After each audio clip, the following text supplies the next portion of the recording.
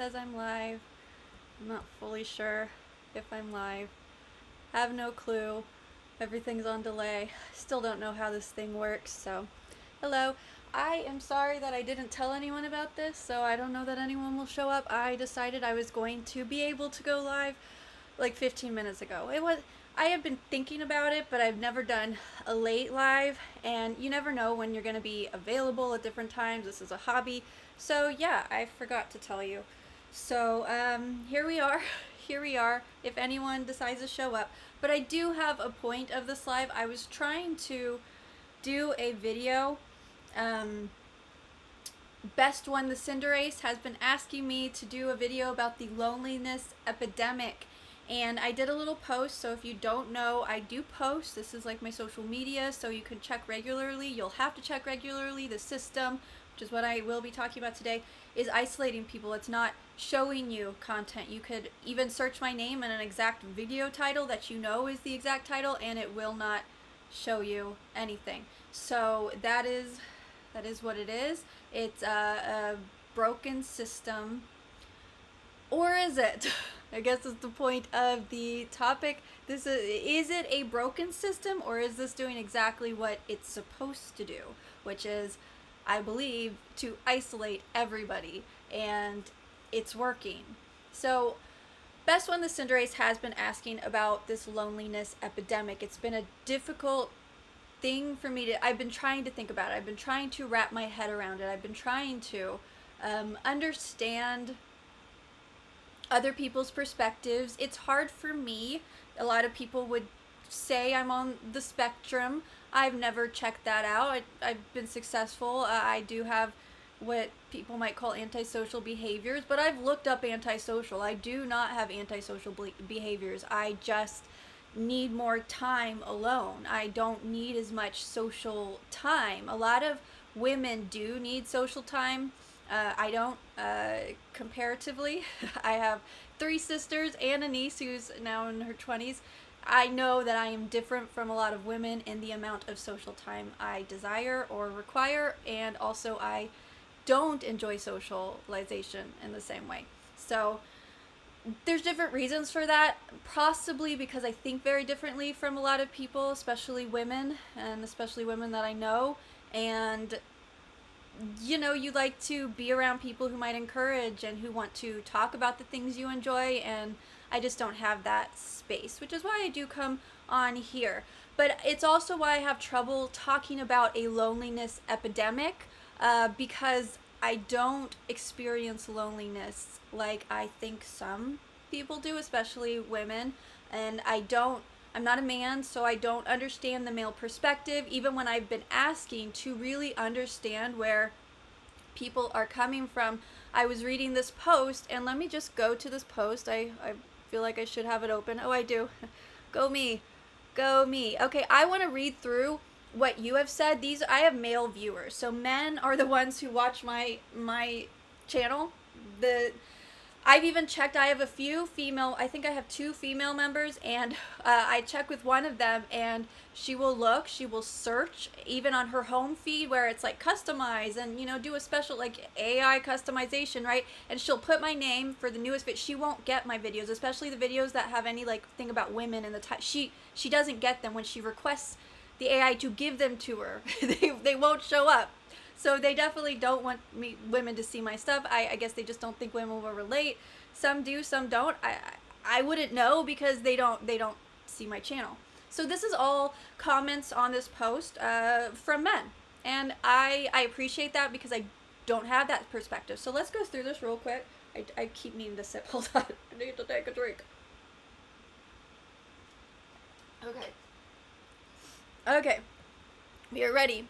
So we have Best One the Cinderace, who is a member. I think you're really awesome, and you always are supportive, and you definitely like the relationship topics and to hear a woman's point of view, and I am a woman talking about it, not necessarily every woman, but I really do think there are women like me. They just, YouTube doesn't want us to see each other. We're not allowed to interact with each other. So if you are a woman and you agree with me, let me know, because YouTube likes to say that there aren't. I believe there are. I have hope in the world. There's more like us.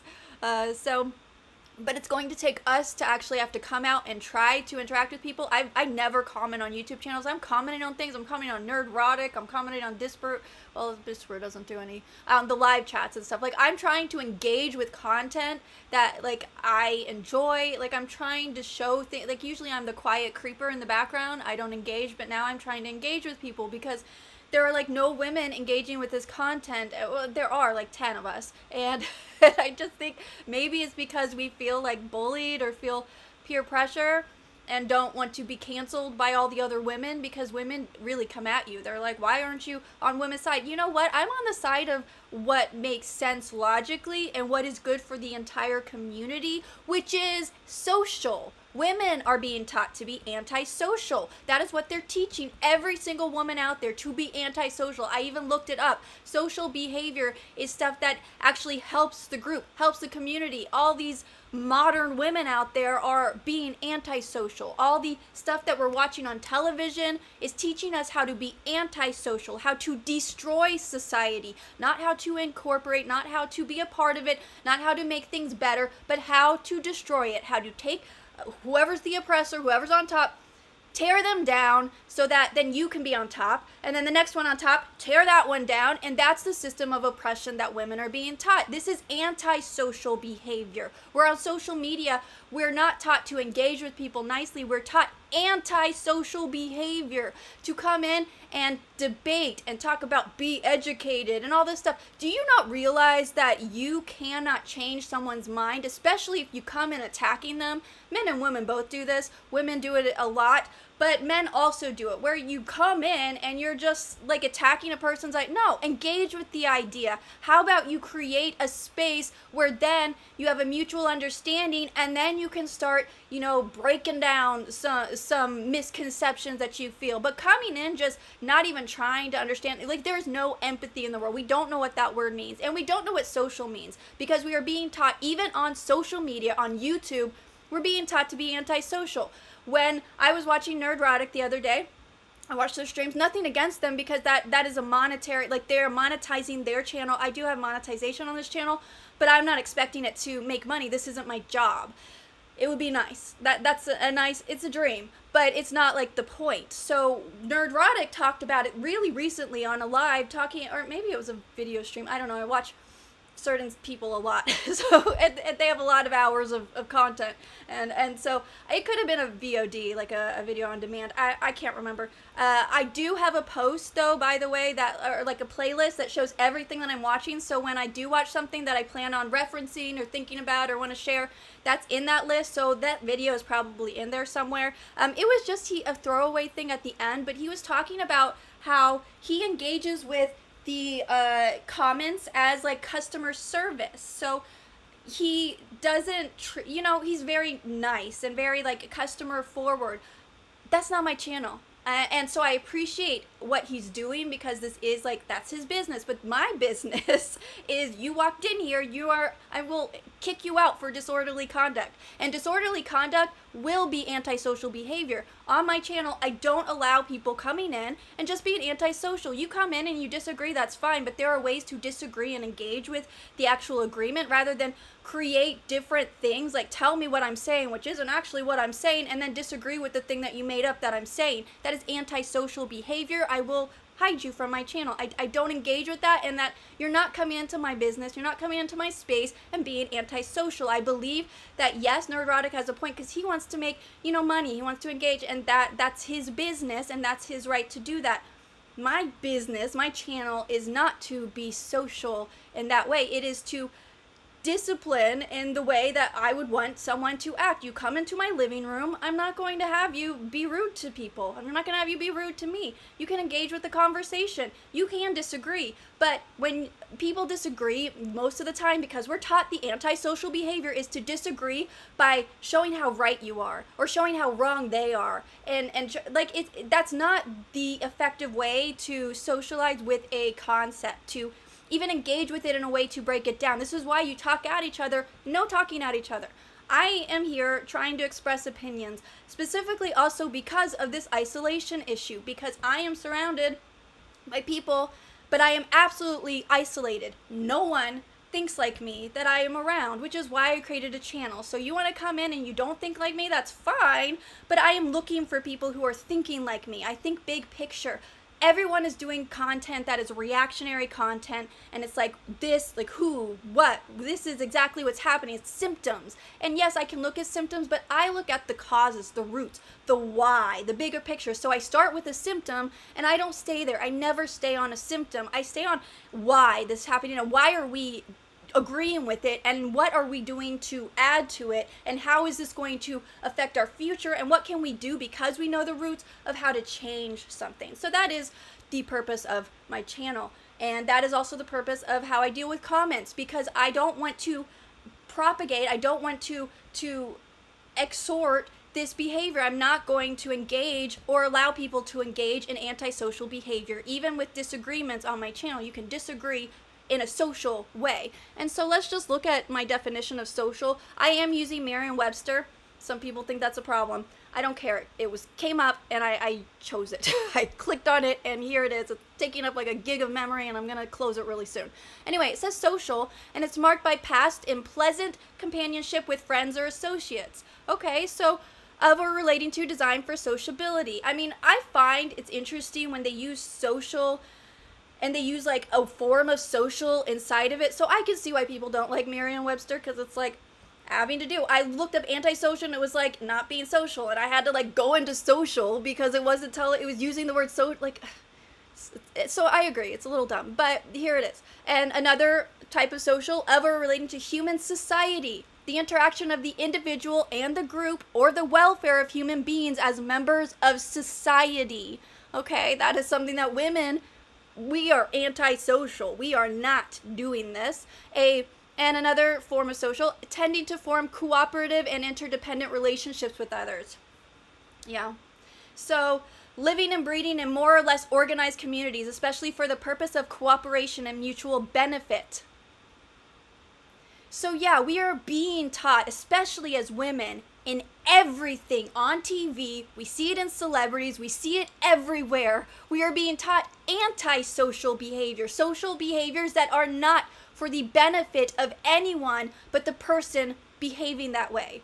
That is a problem, and you'll see it all throughout my channel. I do not like antisocial behavior. I don't believe that you can't tell the truth or what you feel like or an opinion, but there is a social way to come into someone's channel or someone's business to create, you know, your debate system, right? So that is a difference in opinion on a few things, but hopefully that was a helpful explanation. I don't know if all of this was you know, showing. I'm hoping that you guys are seeing me through all this. I'm on a different tab, and I hope it's actually like showing what's still happening. I don't know. So let me know if you're here and if you're able to see what I'm talking about. You may or may not be, and that is what it is. Okay, so I do want to say what some of the men who I asked about this behavior, I wanted to say what they had to say about it. So let me find the post. Okay. Let me see. I don't know. I honestly don't know if this is even working, but let me look. Okay, so I have these posts up and I'm going to go back and see. Yeah, I guess it's working. I don't know. I guess we'll find out. Let me know. Let me know if that was a whole like 4 minutes of me talking to nobody. Okay, so we have best one. Okay, my post says, I'm working on a video. It's about the loneliness epidemic, whether it's real or contrived, and who is actually being more affected by it, men or women. I think I'm going to focus a lot on isolation crisis more. It feels more of a concept that I can understand than loneliness, which I do feel like loneliness is subjective. And just like I was explaining, I don't feel lonely in the way that maybe other people do, so I can't really relate to that, but I can understand the isolation feeling. It would be really nice to have like-minded people and people who like to raise people up and encourage them rather than just do their own thing and do what only they want. I don't have that experience, honestly, with people even that I love, that they just aren't like me. And I don't know how many times I have to tell a person, this social event is stressful for me, I don't like to do it, and it's not because I don't like you, but then it's like guilt tripped into going again. I don't like it, and you don't have a better time with me there. Like, I can be fun and whatever, but I'm like actually counting down the minutes till I can leave. And I feel like that matters. Why do you want me there when you know I'm pretending to be happy so everyone can get by, but I want to not be there? And I don't understand why that's an okay behavior to have, to say that you want to force people to do something when they really obviously do not like to do that thing. That doesn't make sense. Doesn't make any sense. Anyway, I don't know if any of this has even come through. It's only showing like, it's showing that I've been there on for 15, but it's like not, it's still showing me in my view like me drinking. So I don't think this actually showed me. I don't know what's happening. That's really disappointing. Anyway, I guess we'll find out. Guess we'll find out the hard way. That's great. Okay, so now I'm over here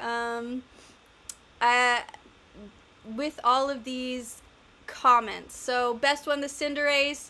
Looking forward to the insights. So, okay, Rambo says, I find no pain or discomfort in the circumstance of isolation, albeit it has many negative impacts on how I live. Life seems to have cycled between periods of isolation and social living. The worst was in youth. I became quite used to it. Then times changed and many people were around, but that too shall pass, and I had to once again apply the knowledge of isolation again. This had repeated once every decade or so. 10 years and 10 years out kind of thing, okay? So I don't know how it affects others, but he's been isolated. And Theody says, it's really all engineered for both genders, and the problem also roots in the fact that nobody bothers to talk to each other anymore. Totally agree. Peace 2672, while some people are lonely, some are fine being alone. It depends if you're extroverted or introverted. Personally, I feel community is very important and having good friends. And Dry 7420, I think that men are more in tune with being alone than women. Women need the emotional support from community much more than men. Okay, so hopefully you did see all of this. If not, that is just what you see. I missed whatever the beginning was, but I'm watching now. Thank you. Hi, Neb. Hi, Dude Guy Bro Man. Welcome. I'm really glad you're here. I don't know if you heard any of that stuff when I was in different tabs. I will, again, learn later if you saw any of that. But basically what we're talking about is an isolation psy-op. What we are experiencing is antisocial behavior being taught everywhere, being taught on television, being taught through entertainment. Feminism is antisocial, and everything that we're being taught is against the betterment, mutual benefit of our society. This is literally an isolation crisis that I believe is being created and being perpetuated. Oh, the chat window wasn't loading properly, though. Oh. Well, thank you, Drist. Hi, you're Drist is a member. It's Drist Crab 269. He's very supportive, a member, and I'm really glad you never get to see my lives. Hi, welcome. Welcome, I'm glad you're here. Yes, so the chat window wasn't loading. I don't know. YouTube really, I don't think likes me. I actually had to email their support at one point. They don't show anything. It doesn't matter if my video is performing better than every video I've ever had. I could have a 9% CTR, which is decent, you know, for me, and a good AVD, average view duration, and it won't show it to anyone. And it will just tell me, like, it doesn't think it appeals to people. Also, I heard a rumor. This is a rumor, but it could make sense that YouTube is only pushing things for, like, 5th grade level reading because they don't think people are intelligent. The problem is they might be right, that maybe the mass majority isn't intelligent, but it doesn't mean to remove the intelligence. It means just, like, stop gatekeeping intelligence. So, like, how do you get smarter if you're always reading on your 5th grade level? And there are plenty of adults who are higher level reading. So I forget who said that. I think it was Casey Simpson. He was saying that was like a thing that was happening. So just by the way, that could be happening. But this is also another part of the isolation problem. Not just like you people who are actually here. Dude Guy Bro Man, Rumble. I don't even know what Rumble is. But like I've heard it. I have no clue what that means. Like I don't know. Anyway, I feel like Adam Carolla here, he always yells at his cast members in his group because they're like, stop dangling the keys over here, it'll lose my train of thought. I am the same way. He said that the other day on one of the videos. It was really funny because I relate, so I don't even know what I was saying. We are being taught these isolated behaviors. Oh yeah, you are the problem too. I am the problem. We are allowing these systems, we're allowing YouTube to give us a home feed that has nothing to do with our interests. I literally had a member trying to type my name in and the exact title of the video, testing it, and it wouldn't show her the video. I did it myself. I was trying to find Metatron. Let me tell you, Metatron is popular. YouTube knows who Metatron is, and I typed in the name because I was watching on my TV and I wanted to pull it up to do a post. I did a post about Metatron reacting to Roger Max, reacting to Roger reacting to Metatron. It was like a back and forth. It was pretty cool. So I wanted to do a post about it, and I would type in the exact Metatron and the exact title of the video. It wouldn't pull up. That is a problem. Do you know how damaging it is for a woman to be ignored? Tell me, guys. You should know that when a woman feels like she's being ignored, she will crash out. It will cause crash outs.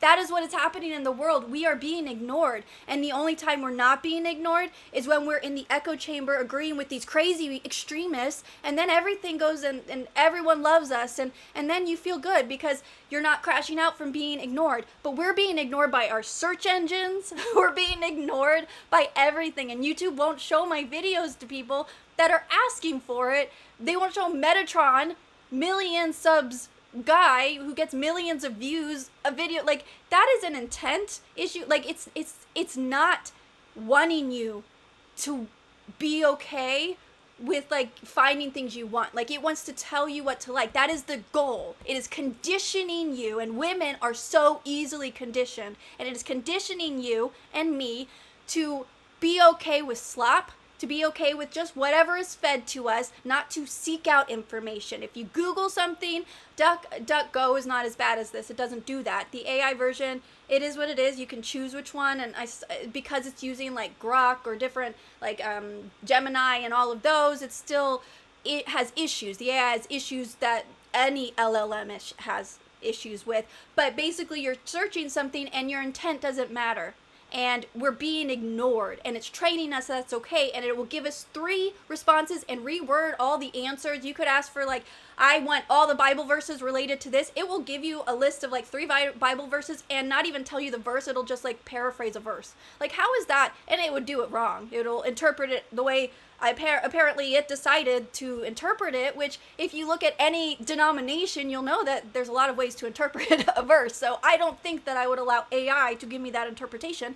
Anyways, point is that is isolating that information, and it's telling us what we want to hear, and they're conditioning us to not care, to be like, oh, that's good enough. No, now we have to go out of our ways, but now that's why you are the problem, I am the problem when we don't go out of our ways. If you're subscribed to someone, go to their freaking channel and watch their videos. Don't go to the home feed anymore. Refuse the home feed. Turn off your search, like, so that they can't see your search history.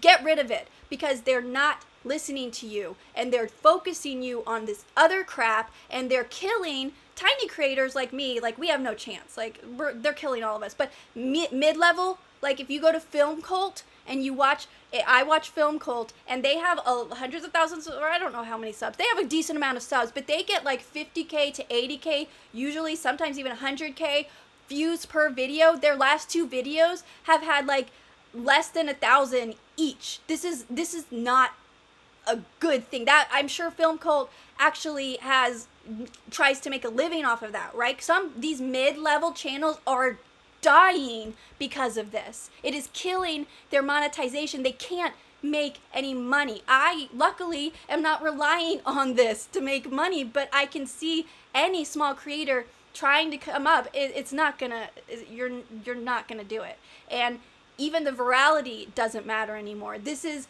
a huge issue, and we have to stop using the home feed, subscribe to people, and stop subscribing to people if you're not going to go to them, and then intentionally go to their feed and watch their stuff. That's all that we can do. Like, we are part of the problem at this point, feeding in and allowing the system to give us the crap. And when you ask any of the system, like, why aren't you showing this? Why aren't you showing this? It's like, oh, well, it's clearly doing well for your channel. It's clearly a popular topic for your channel and this and that. But there are other people who are doing the same topic that are getting more views. Yeah, because you're showing the channels that already have 100,000 subs. You know, you only have 3 slots. So yeah, you're only showing the high channels. That's not proof. And they're using it as the reason not to show my stuff that is the same topic as the stuff that is doing well for other people. And the reason is because I don't get as many views as them. Yeah, because you're not showing them. And when we allow that as the reason, that is, we are the problem too. This is an actual isolation psy-op that is happening with AI, and I do believe it's malevolent. I don't say that YouTube itself, but the AI creators, the AI systems, and the people creating this, it is malevolent. This is a reason. I can say words, but this is a reason. Malevolent. And it's absolutely what's happening. I'm not even being a conspiracy theorist. This is a person who has a high level capacity for understanding pattern recognition. It's just something that happens. Like, I don't even try to do it. So that is how my brain thinks. I don't think at a small level. I never see one thing and think, oh, that's the little thing. I look at a huge, big picture. It's hard being in my brain sometimes to organize thoughts and ideas in the right way. But yes, this is welcome to my world. But that's why I've been having such trouble doing this isolation crisis video. And that's what I have to call it. It's not a loneliness epidemic. I think some people are lonely from it. But it's isolating, whether people care about being lonely or not. It is isolating us, and it is causing us to be ignored, and it is purposefully trying to drive people insane. Like, I can't even, like, they are trying to break you down. If you have not watched any of Chase Hughes' stuff, watch it.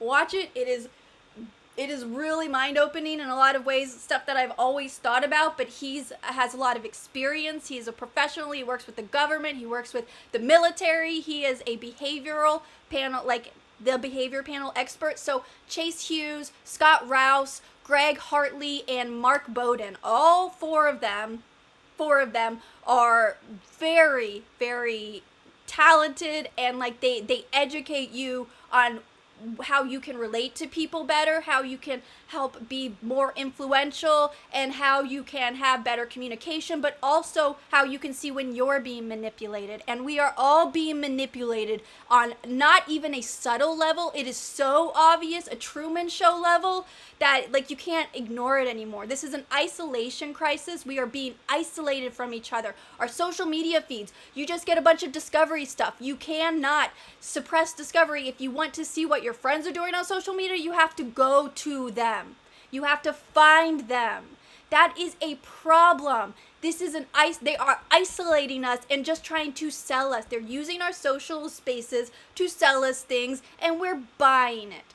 That is the problem. And I believe women are the most susceptible to this and the most part of what is continuing to cause the problem, and they know this. Women, I've been doing lives and trying to now cut up little pieces for people who can't come to the live, so you can kind of see the thoughts without my likes and the weird squirrel rabbit hole things that I go down. But I've been cutting down these little pieces, and so I have pieces that have actually discussed this, and one of them, I believe it was Dr. M69 that was talking about 1984 and how it said it then. So this is not a new concept, that women are easily manipulated to do this. The socialist agenda is manipulating women. Look at it. Women, and all these women who are like, get educated. Well, I'm sorry, I don't need an education. I don't need a PhD in DEI and women in media. Like, calm down, girl. I think my education is just fine. And now, like, it doesn't mean anything. You could get educated in, you know, Wakanda. I'm pretty sure they have PhDs in that. Like, it doesn't matter anymore. But for some reason, women are still acting like these things are matter, that it makes them look good, or that, like, I don't understand that fully, because again, I have a slight different likely on the spectrum thing, so I'm not full women in that way, and maybe that's why I've avoided and escaped some of the manipulation. But I know intelligent women who have been brainwashed and manipulated, and we all are, and we have to fight against it. So I do believe that we are in isolation crisis, and I believe it's on purpose. I believe it's absolutely on purpose. So the problem is, Neb says the problem is they may be right about intelligence levels. Maybe, oh, yeah. Because it's true, though. I mean, we are lower. Our intelligence is getting lowered by the minute. Mine is, yours is, and we have to fight back. We have to maybe express different ideas and try. We have to learn new words. We have to try to expand our vocabulary, because the more that they push us into this AI talk to all say the same thing, the next time I see an intelligent person say in the quiet part out loud, I don't think I have any like real reaction, but I don't think I'd actually scream, but the feeling. It's like if I would be rich if I had a penny or dime. I know there's a phrase that works with this, but anyway, people are saying, the intelligent people, they are being trained to say the same verses, the same words, the same things over and over. We need to fight this. It's impression. Humans are impressionable. I remember on the radio show, everyone started saying good times, and then D's nuts. Oh my gosh, D's nuts was a never-ending thing. But good times. That's what we kept saying. And the PD had to come in, and Dennis Clark, he was one of our talent producers, and he helped talent coaches, and he'd be like, guys, you got to stop it. Like, stop saying good times. So like it happens. You start to pick up on that stuff, the vernaculars, the phrases, and it gets like that is something that we have picked up over time. And we're doing it with language. We're losing our words because no one is reading. They're watching stupid movies like The Odyssey and thinking that now they've read the poem. No, you have not. You really have not. You haven't even read the Emily Wilson version of the poem. So yeah, different story, but same thing. We are being dumbed down on purpose, and we're allowing it. Even smart people, we're losing our vocabulary because we're all trying to sound like each other. We're all trying to fit the system, and then YouTube says, oh, well, you didn't catch people in the first. It literally told me I didn't catch people's attention in the first 15 seconds. Yeah, sorry, it's a 20-minute video. Sorry, if you didn't have 15 seconds to put into it, then I wasn't going to catch your attention at all. You're not the audience for me, and maybe the audience needs to work a little harder than 15 seconds.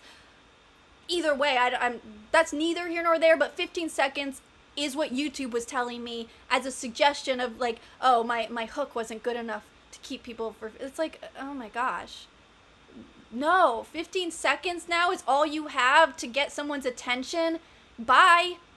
We're not going to get along, you and I, because it takes me 15 minutes to get to my points. Sorry. Which again, maybe is why I will never be super popular on YouTube, but it's also, I don't use huge words, I don't believe. I feel like I'm not unintelligible in my opinion. I feel like I use normal words. I couldn't tell you because I'm not sitting here trying to be like, how do I sound smart today? No, I just want to express my thoughts using the most specific word that I can possibly use. And I think that is an important thing that people are not trying to do. And then YouTube is telling us that our content doesn't appeal to people, but our CTR, click-through rate, is actually the highest of any video, and our average view duration is as high as any video. So our video is performing better, but YouTube tells me it's not appealing to as many people. That's not a logical thing. YouTube just doesn't like my video and doesn't want to share it to people, possibly because I'm using too big of words and it doesn't think I'm on a 5th grade level, which I guess is a compliment at this point. So that is the point of this conversation. I don't know if this is my actual best one, the Cinderace loneliness epidemic content. I know though that in my life I've only had one person who I felt not in isolation with. As far as like if I'm with a person, and we're relating, and they think like me, and they encourage me and exhort me, that would be Pat Cadell. He was the best, and he was the only person in my whole life, and every time I talk, rest in peace, he was the only person who, he engaged with my ideas, he listened to me, he understood that I really didn't like socialization, he understood that I needed a lot of space, and he also encouraged my hobbies. I had different things that I used to do for fun I haven't even done since then, because he was the one who asked me about it and was like, hey, have you written a new show? I'd like to read a new episode today, and oh, what are your thoughts on this? And he would engage and talk to me and debate me on certain things and help me grow. But I have no person, even good people that I love, that I, in my life, that are like that. And I believe that is, and I'm not crying about that, I'm crying because I miss him, and it's hard to talk to about him without getting emotional, but I believe that is the isolation we are all experiencing, the inability to feel like we can express ourselves freely and safely, and that someone might want to engage with us and want to exhort us and encourage us and hear more and talk with us about what we want to talk about. And I think that's another thing. Everyone wants to talk about their own thing, and like, so someone has to compromise unless you can find the like-minded people that all want to talk about the same thing. It's why I sit around and I watch Nerdrotic or I watch Critical Drinker, because they're talking about things that people in my life aren't that interested in. And I talk about AI. I pretty much force my niece to listen to that because I work with her and I train her on stuff, and so I send her Voxers, like 15-20 minute Voxers, and you know, it only lets you do 15 minutes, so then I start a new one. She gets like 3 in a row about AI, because like no one will listen and engage. At least she has to listen, and then she gives me a heart or something, so it's something. But it still feels like you're being ignored, not by her, but you know, in life. And we all need some sort of, that's where Reddit, that's why those manosphere, that's why they come along and then they manipulate you, because they're not there for you. And I don't want this channel to be about customer service. Again, no offense to Nerdrotic. This is really about what I believe is good or bad for society. I don't want to acknowledge and treat antisocial behavior as a positive thing just to make money, you know, or just to do something. And again, Nerdrotic isn't saying, like, he doesn't do his reviews like that. I'm talking about his he talked specifically about how he treats his comment section very much like customer service, which is great. He monetizes his channel. He's very successful, right? Gary does a good job. And so that's like the way he does it. But I don't agree with that as customer service in my space. I agree as maybe that's positive customer service, but I don't do customer service on my channel. This is not for you. This is for the world. I'm hoping that not because my opinions are the best for the world, but because I have opinions that are different than other people, that we all need to start saying them. We're talking to these empty spaces, but okay, maybe one person will relate, and that one person will say like, yeah, maybe I'm not so isolated. Maybe there are other people that want to hear what I have to say and maybe can relate to me. And maybe it's not just, we're not just in a perpetual being ignored state, because let me tell you, as a woman, the AI ignoring me is probably my biggest pet peeve, that I feel like the psy-op is getting me because it hurts my peace. I am like freezing. I wanted you guys to see my shirt. Do you like it? I really like this shirt. It says Star Wars. I don't know if you can see it, but I'm really cold, so I have to put on my sweater. Well, it's not really a sweater. It's a flannel. It's very 90s of me. It's a very 90s gal thing for me to have, just sitting around everywhere. I have a bunch of flannels. I have one that used to be my dad's, and you might see it every once in a while. It's green, and it is like complete, like it's elbows are completely shredded, and it's just all shredded up. It's awesome. Anyway, but I believe that women are really getting it. There was a video, and I put it on that playlist that I was telling you about, of like, it has right now 300 videos. I actually went through and put the first 300 in all at once in the middle of the night, because I'm a night owl, and so I did that, and then I actually, now I have it put in like as an order of watching. So the first 300 are just like, because I did a big, dump on there. That sounds bad. I just threw a lot in there. Please don't cut that up as a soundbite.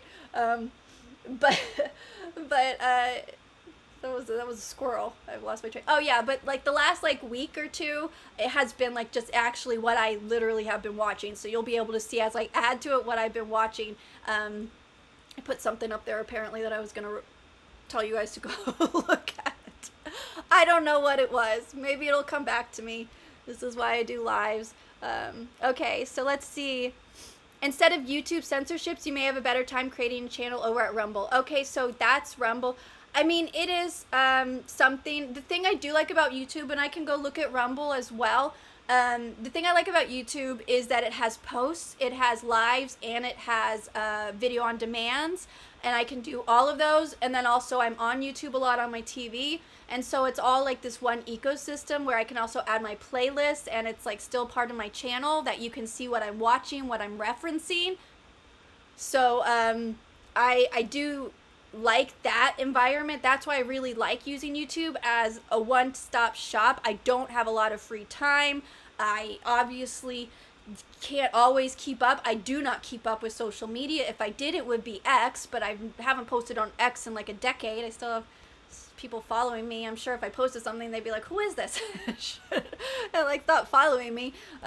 It's been a long time since I posted anywhere because I just think that's not the way I work. My brain is too much for the 100 character content, 140 characters and whatever. I know they've probably raised that by now, but it's just, I can't do it. But I will look into Rumble, see what it has to offer. Patreon was not effective, in my opinion, for what I needed and what I could contribute to a platform. And I like that YouTube does allow the free space and all of this as well. Easy to find. If you do actually find me, you can like navigate my stuff. But please look at my posts, and obviously if you're interested in my stuff, like come back and find me. If you're interested in anyone that you subscribe to, stop subscribing to new people. Maybe just like engage with the people you are subscribing to, because everyone is experiencing this isolation thing. Big channels are as well, especially the mid channels, who I believe are getting hit the hardest because they actually need the money. They probably already were monetizing, and they are just being killed by this. And it is an absolute problem. The algorithm has never been dumber. It's actually unintelligent. It's actually dangerously bad at what it's doing. It is a system that we're even watching everyone get rehired because AI has gotten worse. And this is the LLM versions of the AI that's been incorporated into searches, the AI that you're actually having to use every day. If you don't think you're using AI, well, if you're on YouTube, you already have been interacting and being manipulated by AI. Everything is AI run right now. Everything is AI run right now. They've incorporated into all their systems. The problem is that it wasn't ready. And so now we're dealing with our word systems. I don't want YouTube to ban me. but they're dumb. The system is actually low IQ, and not even like it's probably not even a 5th grade level IQ. It's my toddler nephew is smarter than AI. The LLM systems that are searching aren't even as smart as my 2-year-old toddler, by the way. And honestly, some of the viewers aren't, because I was learning that some of them cannot read words that my toddler was reading off. I say my toddler, but the toddler, my nephew, was reading off the board, because we teach him how to read. He was starting a chapter book, and it's it's the C Jane and Dick play, like that whole thing. C Jane run, C Spot run, like all that one. Chapter book, and he's just loving it. Every time we get to a new chapter, he says chapter and 3. He like reads the chapter and the number. It's really cute. So he is 2 years old. We are not a broken brained system. We are just not using our brains and treating and training people. This is a parent issue. This is an education issue. This is a system use issue. We are the problems, and we are teaching everyone the problems. So ELW 1995 is feeling like it is becoming too late And that is a very nihilist view. It's very black pill, ELW, but I believe it's not too late. But see, you put his frowny face, so I believe that you still have hope. You're sad about it being too late. So maybe too late for us, maybe too late for me, but not too late for the children. I do think that there is a group of people, like say Nerdrotic, say Odom, the real fake wizard, Shadam, Brooks, your critical drinkers, your maulers.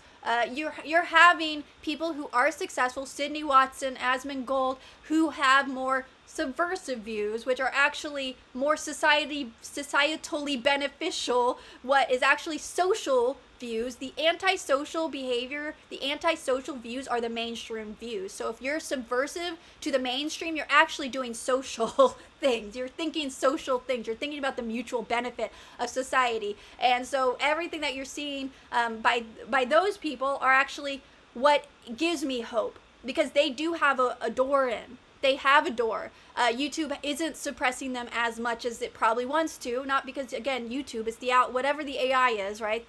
There's a bigger thing than YouTube. As far as you talk to people, they don't seem to like hate humans. Okay, this isn't YouTube as a thing. This isn't a bigger thing. And that's why when I say stuff like YouTube, AI, and people think like, oh, no, there is a they. It's just not the actual thing. AI is not the thing. It's who's coding it, who's creating it, who's perpetuating it, who's creating systems. Look at Spencer Pratt's most recent development, his most recent video. It's all about California and Newsom and how they're killing Hollywood. They're killing jobs, and they're doing it. There are evil people in charge doing things, and our system is a Potemkin village of democracy at this point, which is why there's so much stuff that is happening that you don't know who you can trust. You don't know who's telling the truth. You don't know anything. So that's where I'm really grateful that some people did already get through, and that you can actually see those subversive views that are social, and you can see that you're not alone.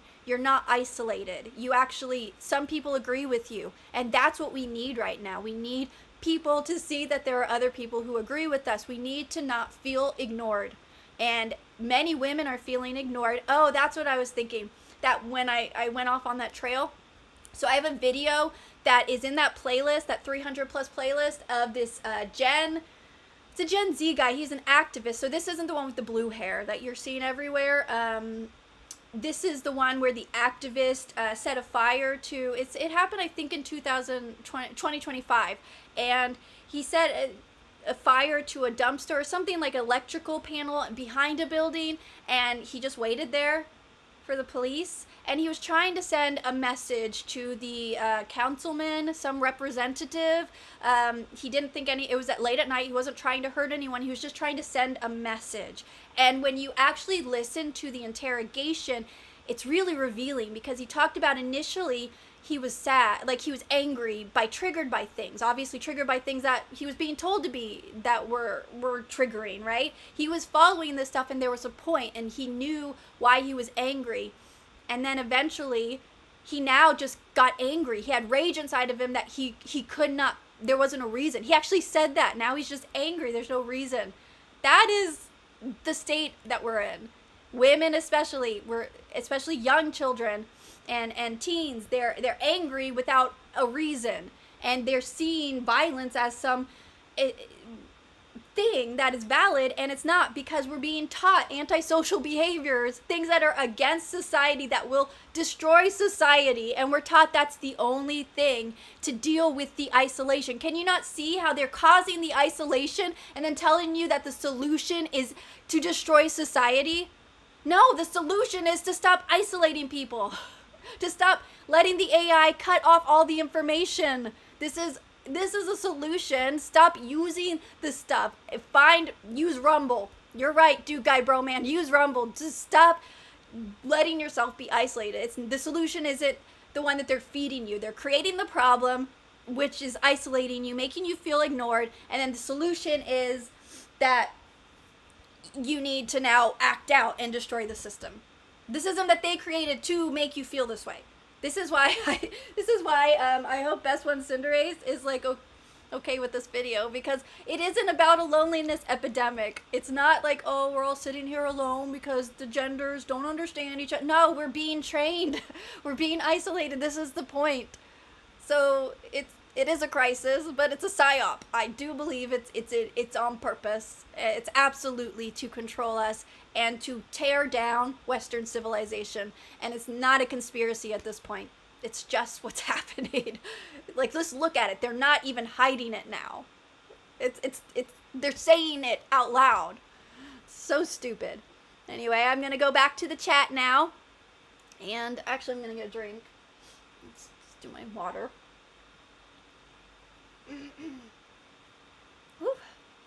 Okay. Okay, so Neb read the Odyssey, a very long, exactly. We used to have to read the Odyssey. I don't know if they still have to read it in school. Most of the school lists are very, and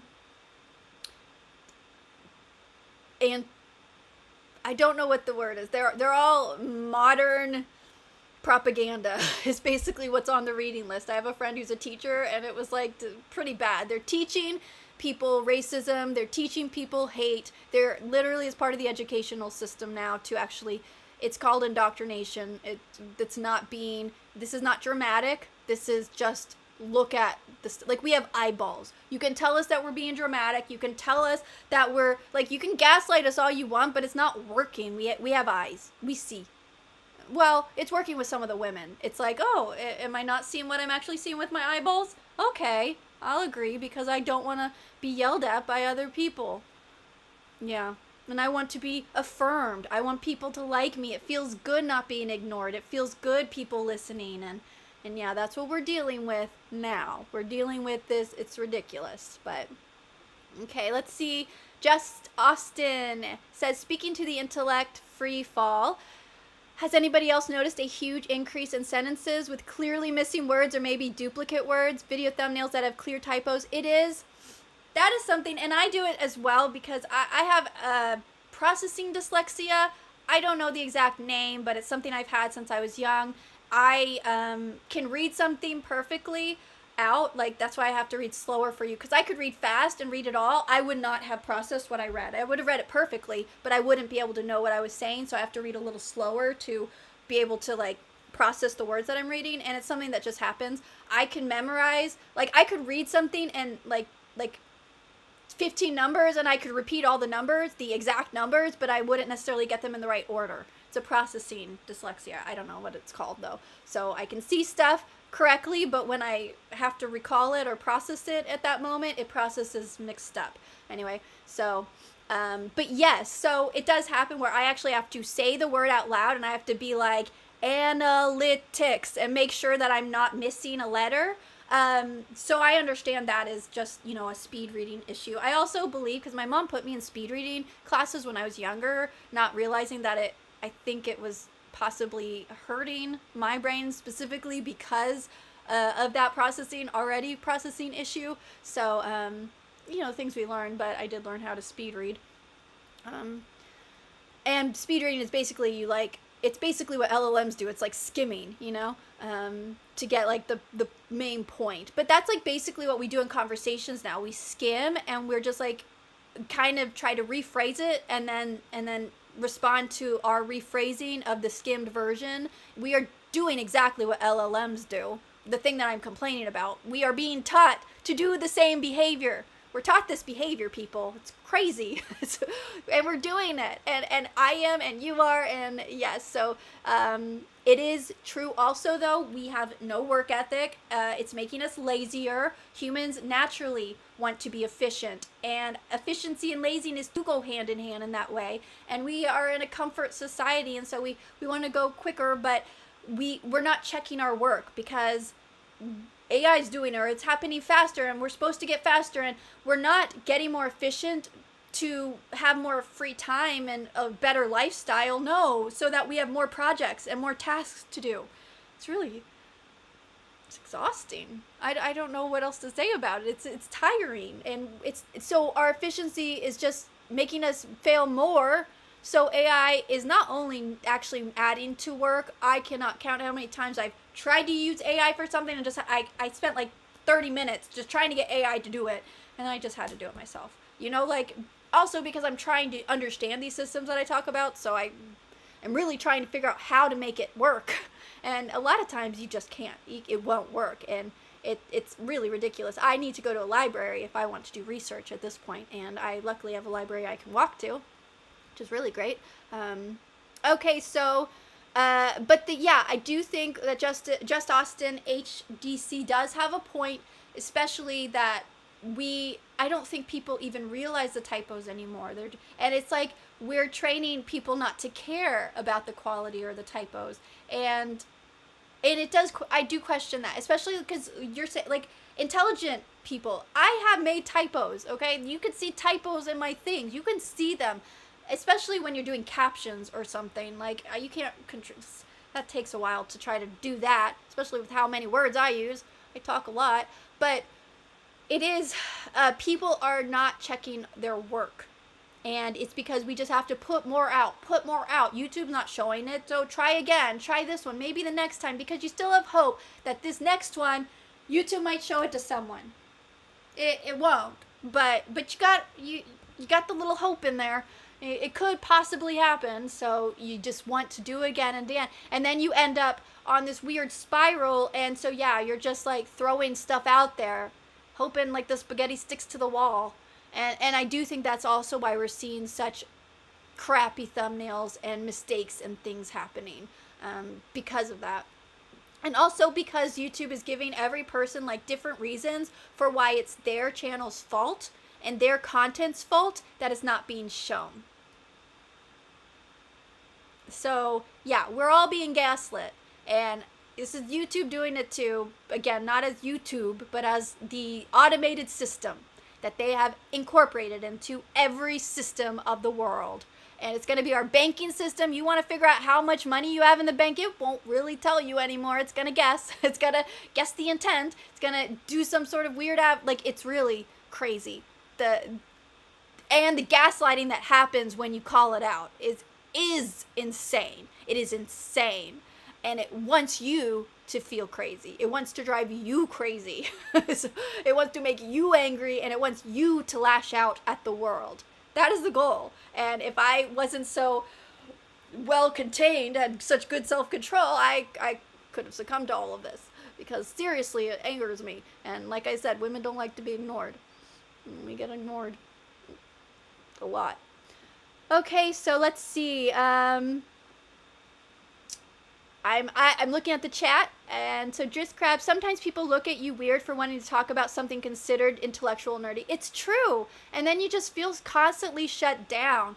And again, it's not because you're around bad people, but to find a person that will engage with your stupid, like, 8-series, like, tangent that you have just been thinking about in your own and all proud of, you know, oh my gosh, to try to engage, like, my family with that, it was like, I mean, it really made you sad about the thing. And I had some people respond that I had to end up hiding, because it was like they're not exhorting the use of my brain to try to think bigger and work harder and think about a concept that's bigger than me, that is actually affecting the world, you know, like that matters to me, or the nerdy stuff like you're saying. Like, I would sit there for a long time talking about subverting adaptations and how I think that is completely horrible to do. I do not like subversion of source work. Like, and that's what AI does. It's what everyone does now. They subvert what you're actually saying into their own idea, their own interpretation, and then argue with that. We're all ignoring each other, and we're being taught to do it more and more and more. And we're being taught that it's okay. That's how you communicate. It's not. It's antisocial.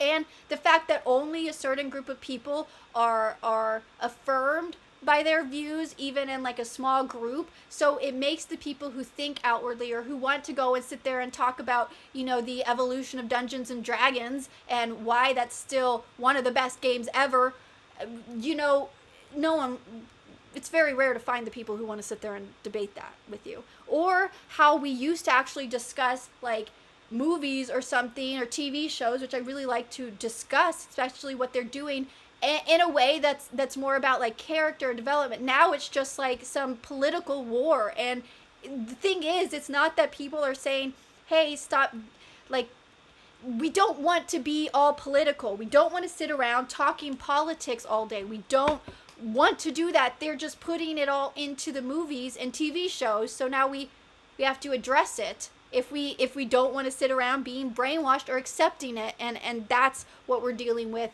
all of society. And then you mention something that is like, that was a really political thing, like Barbie. Let me tell you, I hated Barbie with a passion. I hated it so much. I thought it was a horrible. Why are you doing this? Hold on, my TV's being dumb. I just want you on YouTube. Want you on YouTube. Thank you. Thank you, TV. Yeah, so Barbie was horrible. And to try to explain how destructive that was, not only to Barbie's IP, but to women, to society, and to men. It was like it was like they're just looking at me like blank eyes. They don't get it. And I was like, did you not hear the monologue at the end? Basically showing you what you're supposed to think right now, showing you. And again, I don't think, oh, it's so easy to be a woman. I don't think it's easy to be a man either, but I don't see men sitting there like, do you know how hard it is to be a man and be talked down to by women every single day, be woman-splained every single day? That is all you hear from women, like, grow up.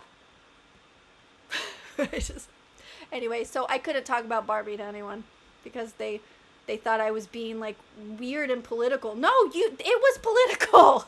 It was bad for society. This is bad. It was not good. And I could have enjoyed Barbie if it just did the normal girl power of the 90s.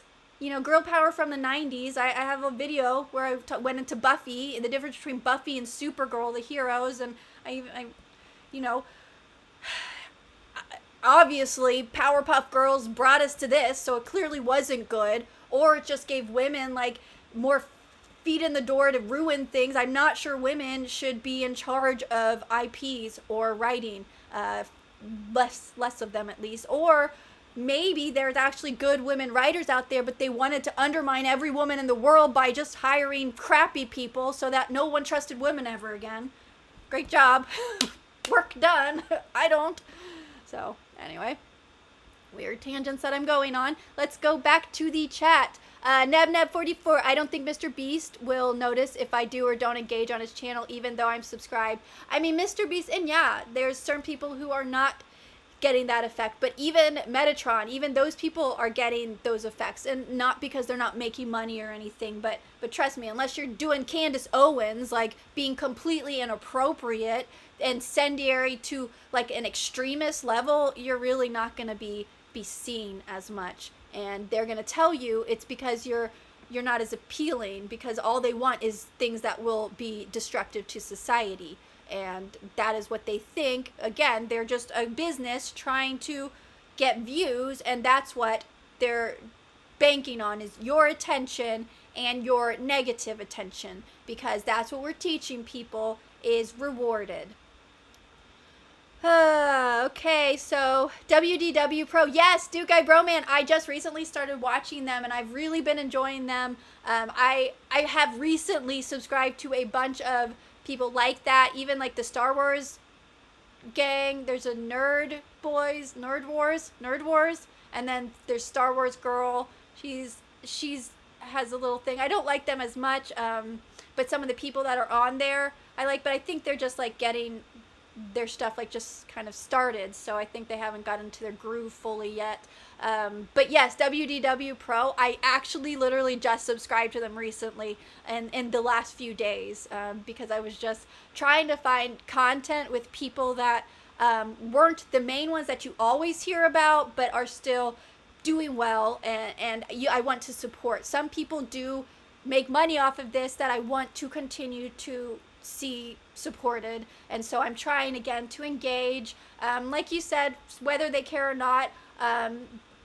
Normal people do actually engage with the comments and read them and see and try to care about what people are saying, whether they agree or don't agree. So those are the people like WDW Pro. I definitely recommend them. And again, I'm brand new on that, so it's fun that you just said them. but I really do like them. ELW, the banks will soon shut down. Teachers are leaving schools. People are getting laid off work.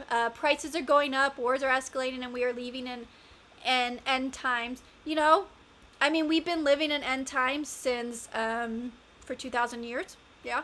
And it's just going to get worse. But they do say the path of the righteous grows brighter and brighter as the days get darker. So,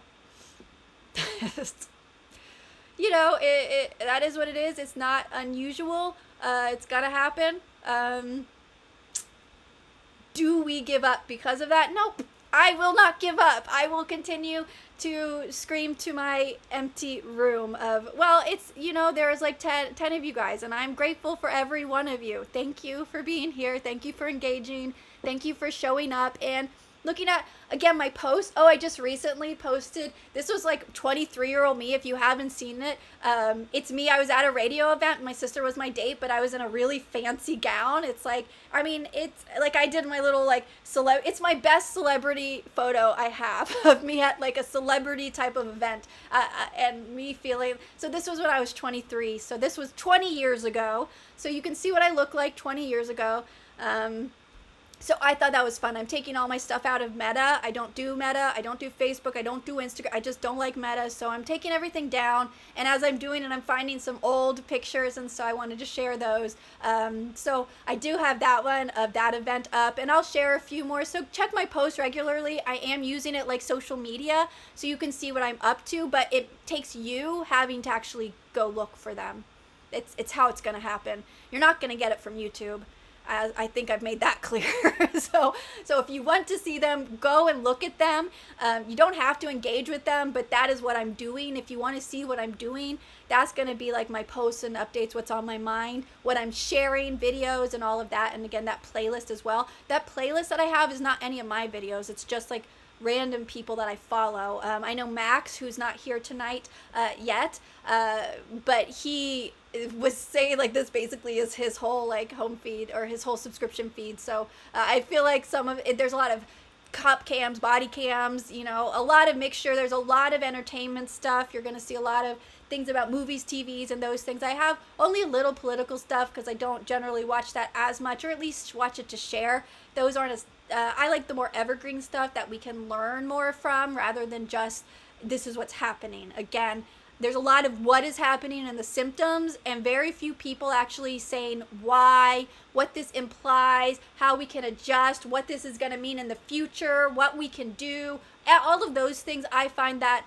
much more appealing, and that's the stuff that I like to share, the stuff that will help us maybe counteract some of the evil that's happening in the world and the suppression that's happening in the world online and outside of online, which I guess is reality, but I don't even know. It's like what is real, what is not.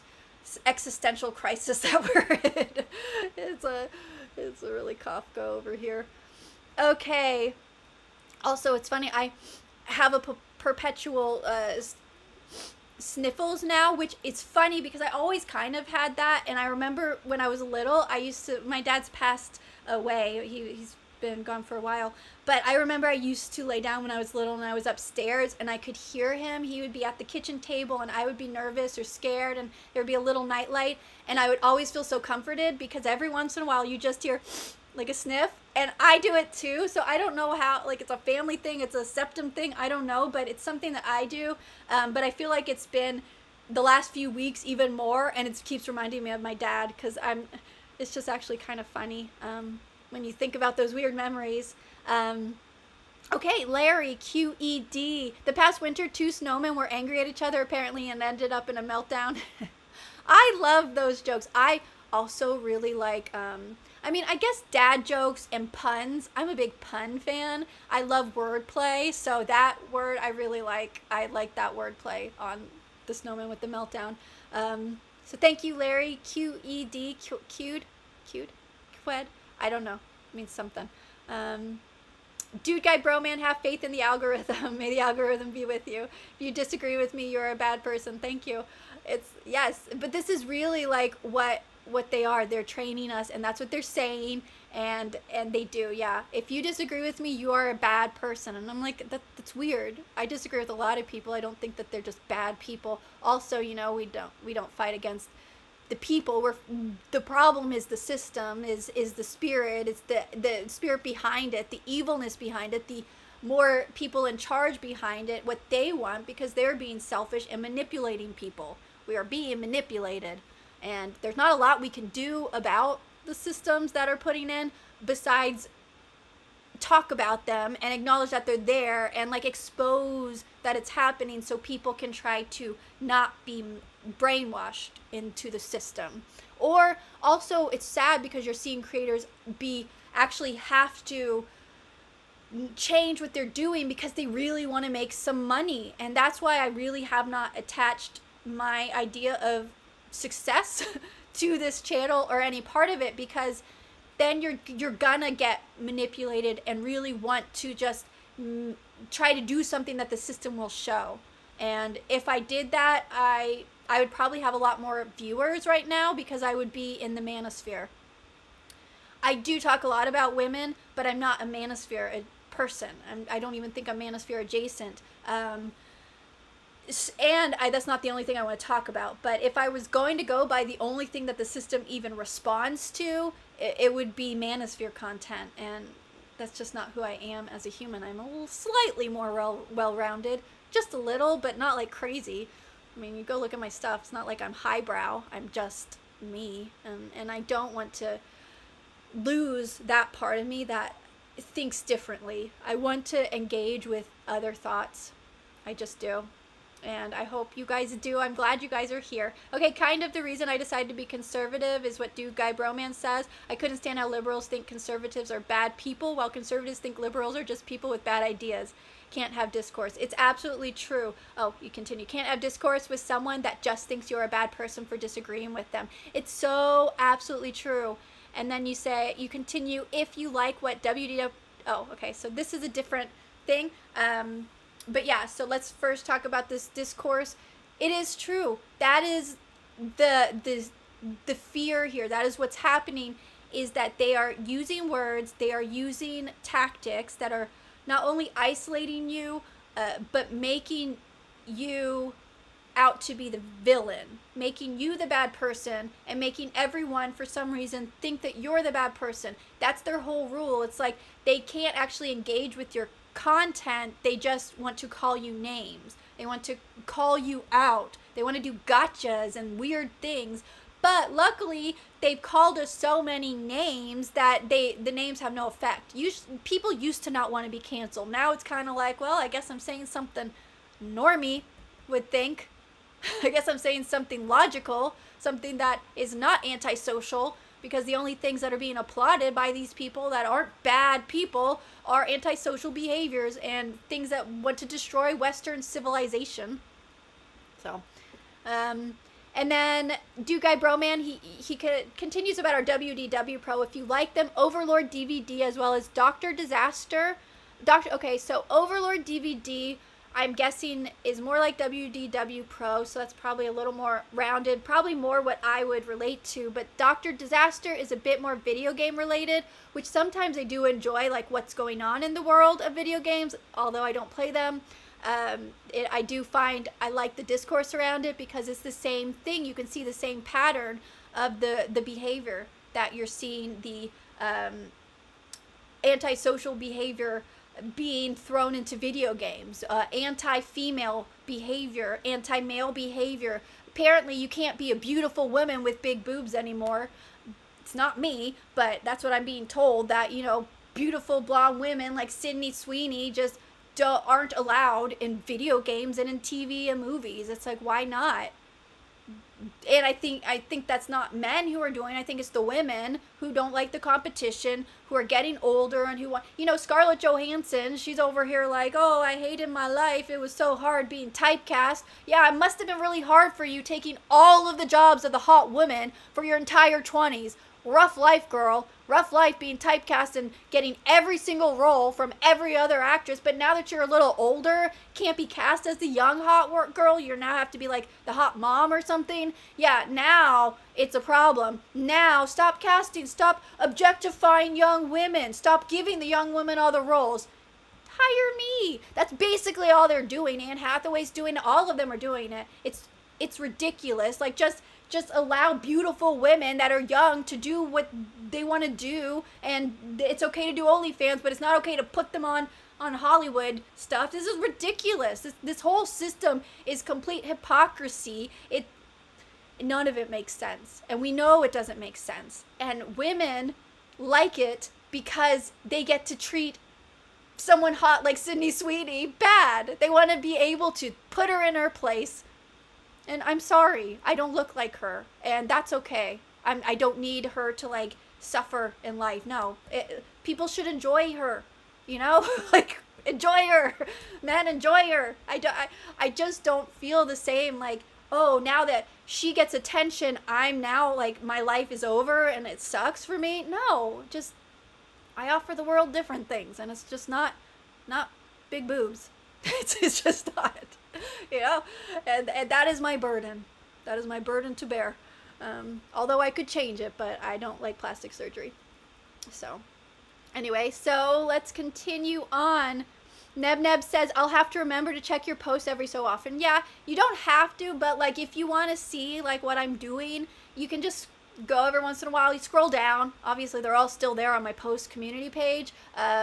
This video, I asked some of the questions on there, and I got a lot of good comments on it. So those sort of things would be easier to relate to and hear what men are saying without having to create a whole video around it. So that's why I'm trying to post and hear more interaction with you guys. That doesn't make me have to like create a whole video for the interaction. So it's a little more social of me, I guess. So yes, do check my post and you'll see some of that stuff that's happening over there. And I know that it does hurt my views and my CTR and my average view duration if you don't watch a full video all the way through.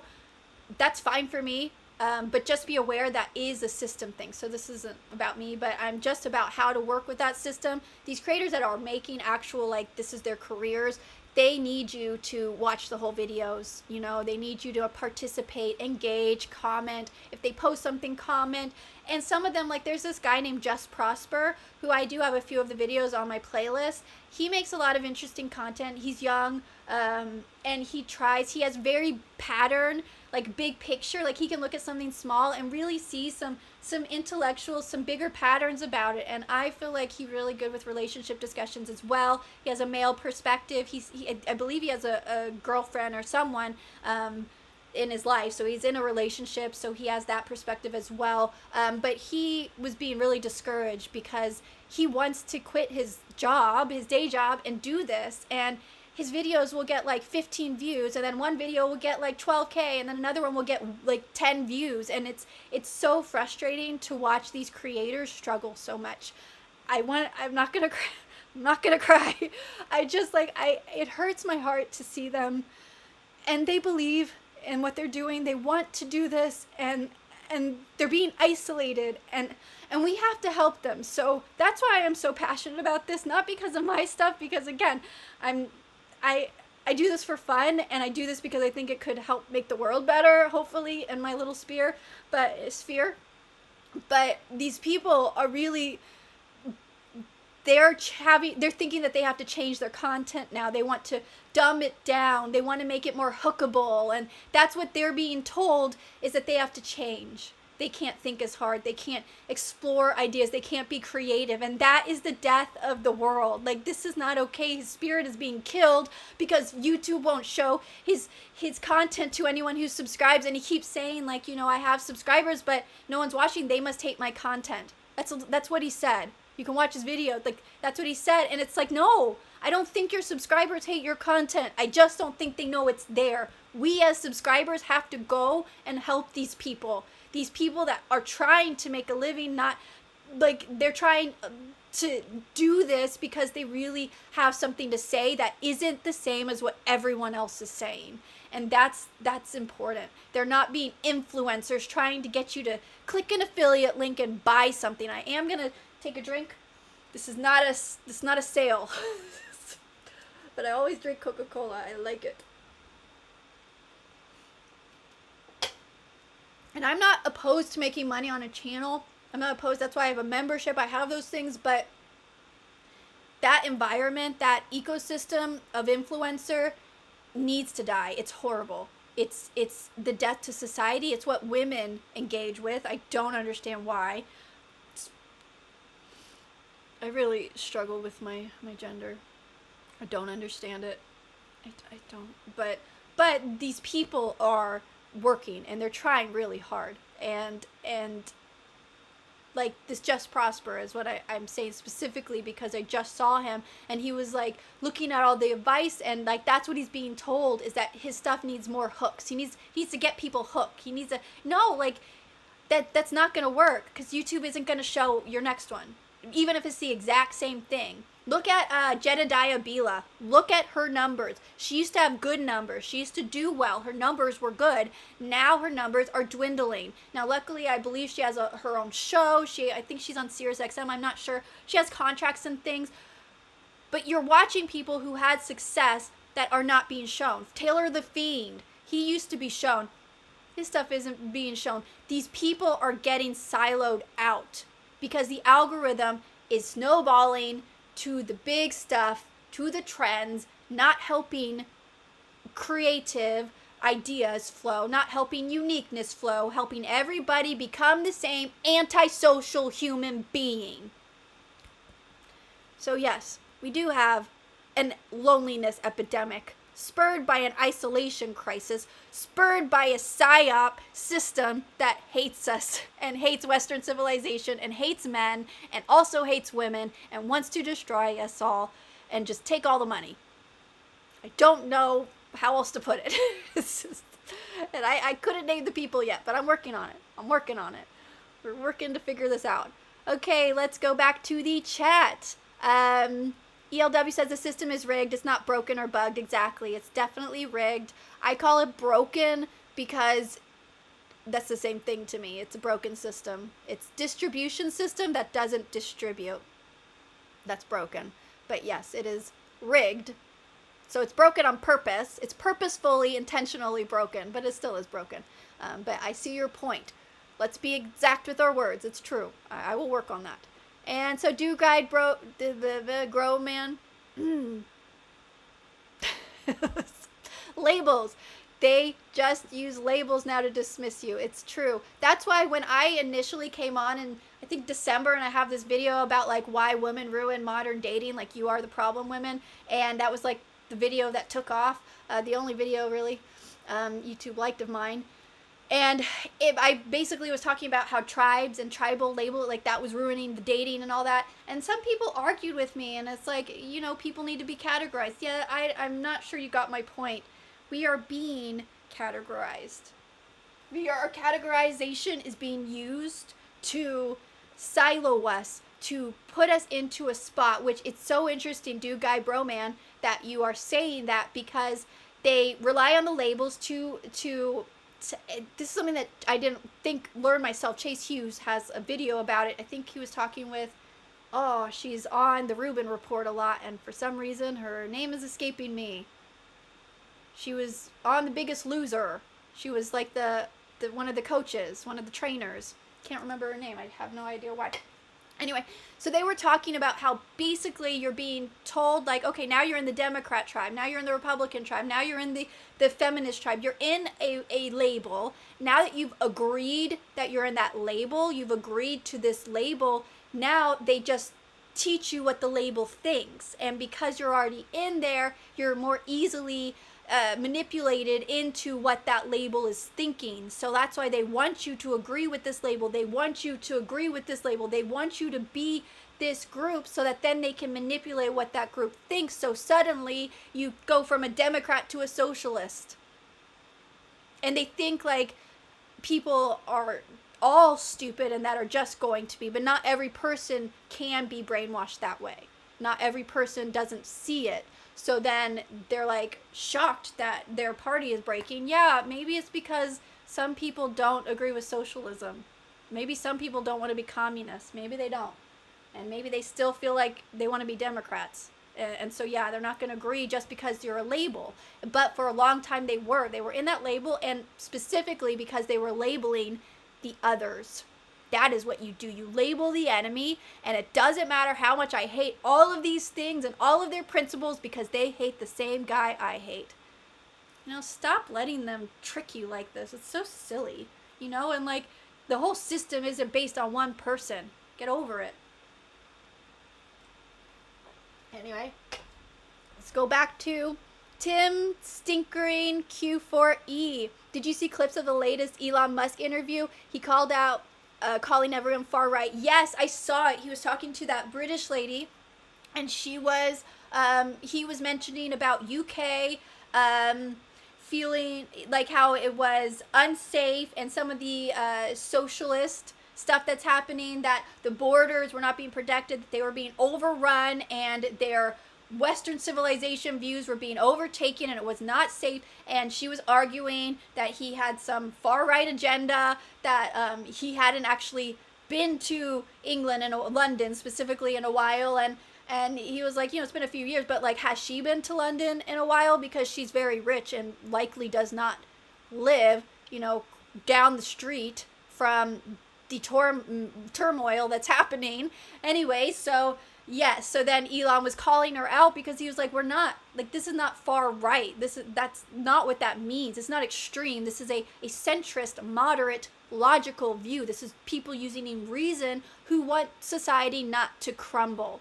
So saying far right is anti-Western civilization at this point, when you just label everyone into some weird thing that isn't actually it. And then my sister won't even call herself, she's not a leftist, she wouldn't even call herself a liberal. She would think she's moderate, and she is much more extreme on that side that I am. Like, I'm not over there, and she won't even take that label. That's how extreme that is. And she would never call me far right, but she might call me conservative, but she also would call herself conservative, even though she's very liberal in a lot of thoughts. Like, we very much disagree on things, and she still wouldn't label us extremes in that way, even though she reacts pretty extreme sometimes to my opinions. So it's shocking that we're seeing it now, and seeing it so blatantly used, these words that are being used that are being misused, and then people are labeling this whole group as racist or fascist or this or that, which is just like people thinking logically or normally, or people who actually want equality, like actual equality, real equality for everyone, not just one, or people who want better conditions for citizens, people who are paying taxes. Yeah, you know, but these are not crazy ideas. These are logic. And so yes, I did see that, Tim Stinkering. I did see that. And then Mr. International, hi. He says, can't stay, but nice to see you. Elena in the chat, thank you.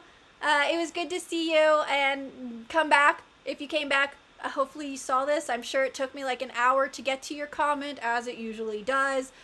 I really appreciate you being here and commenting. I know a lot of people watch and they don't comment, and that's okay, but I do recognize all of you guys. I recognize ELW, I recognize Just Crab, who is a member, Do Guy Broman, Dr. M69, who's not here, Neb, all of you. I really do appreciate all of you guys. People I haven't said, but I do really appreciate you coming and talking. And I know that it's late and not all of you are going to be able to stay. This is me in my nighttime hours where I would be doing whatever I wanted to do. I'm chatting with you guys. I'm socializing. I'm not isolating myself. I have my niece's birthday tomorrow, so I should probably get some work done, but let's keep chatting if you guys are still here. So ELW says they only want females who are fat, but GD, you're a black pill to the extreme. It's rare to find someone who's not woke. It's pretty true. Yeah. I absolutely agree. they do seem to want, I don't know if they want it, like if it's like the women, because again, I think they're just trying to cut out their competition.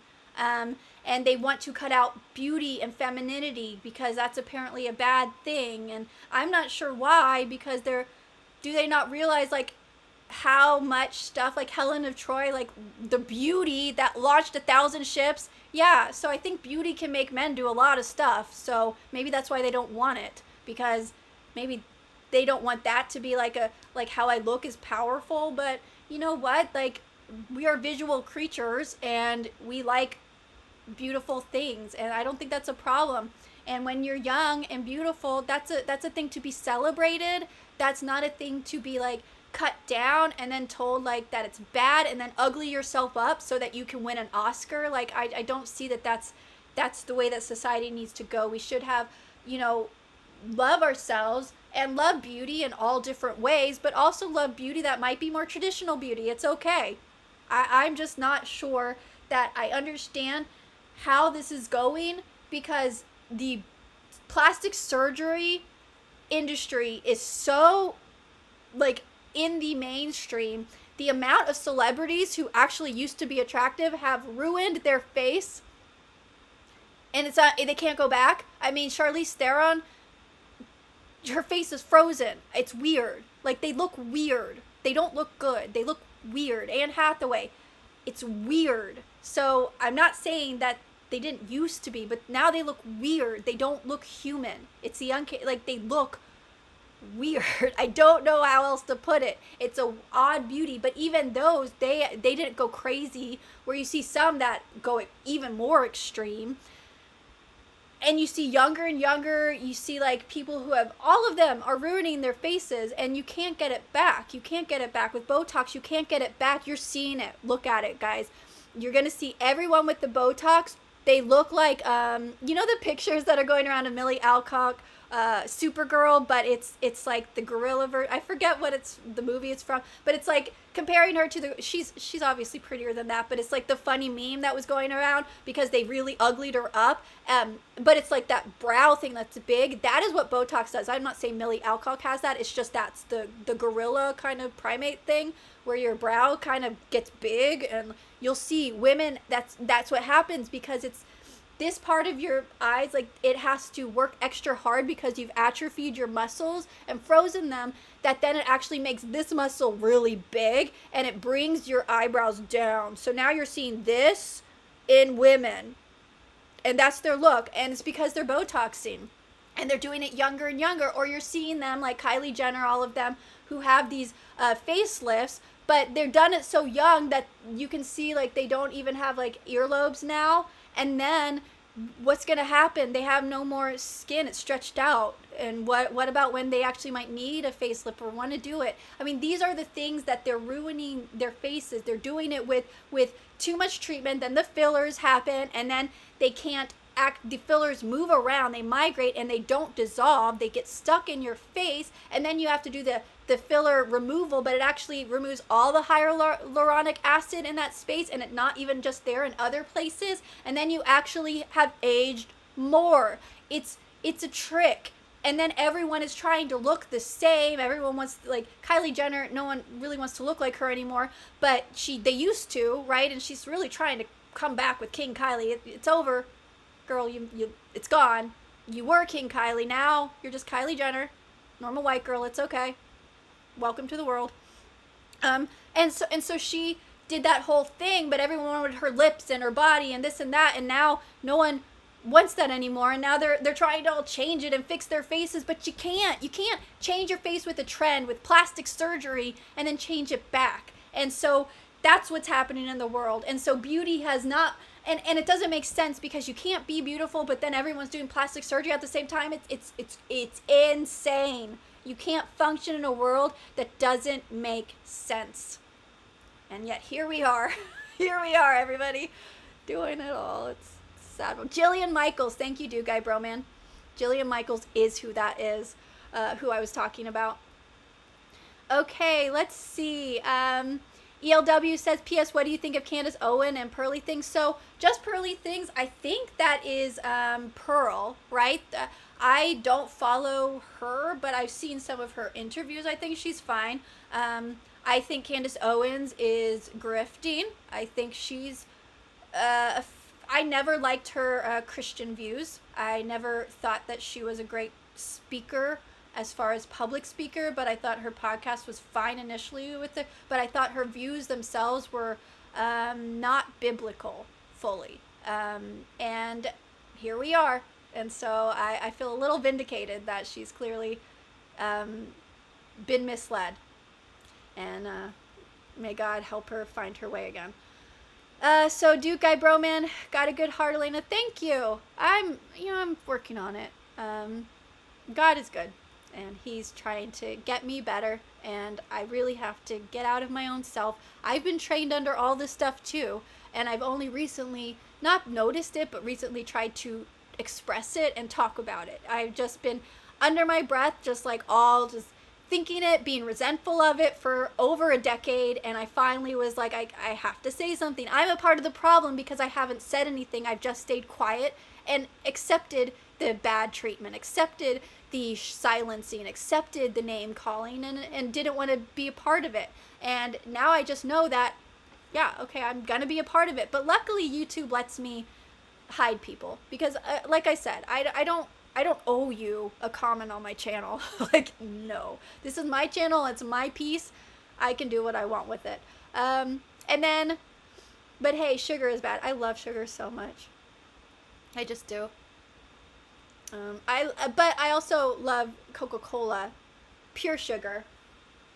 I don't do the diet stuff, like the xylitol, like, what is it, Zygism? I don't know exactly what it's called. I think xylitol is like a gum, something in gum. It's supposed to be good for your gums, your teeth and stuff. Anyway, it's some sort of, whatever the sweetener is and the stuff, and Diet Coke is not, I don't think that's healthy. In diet products, I don't think that's better than normal sugar, but I like the pure sugar cane. The Mexican Coca-Cola is the best. That's the best one.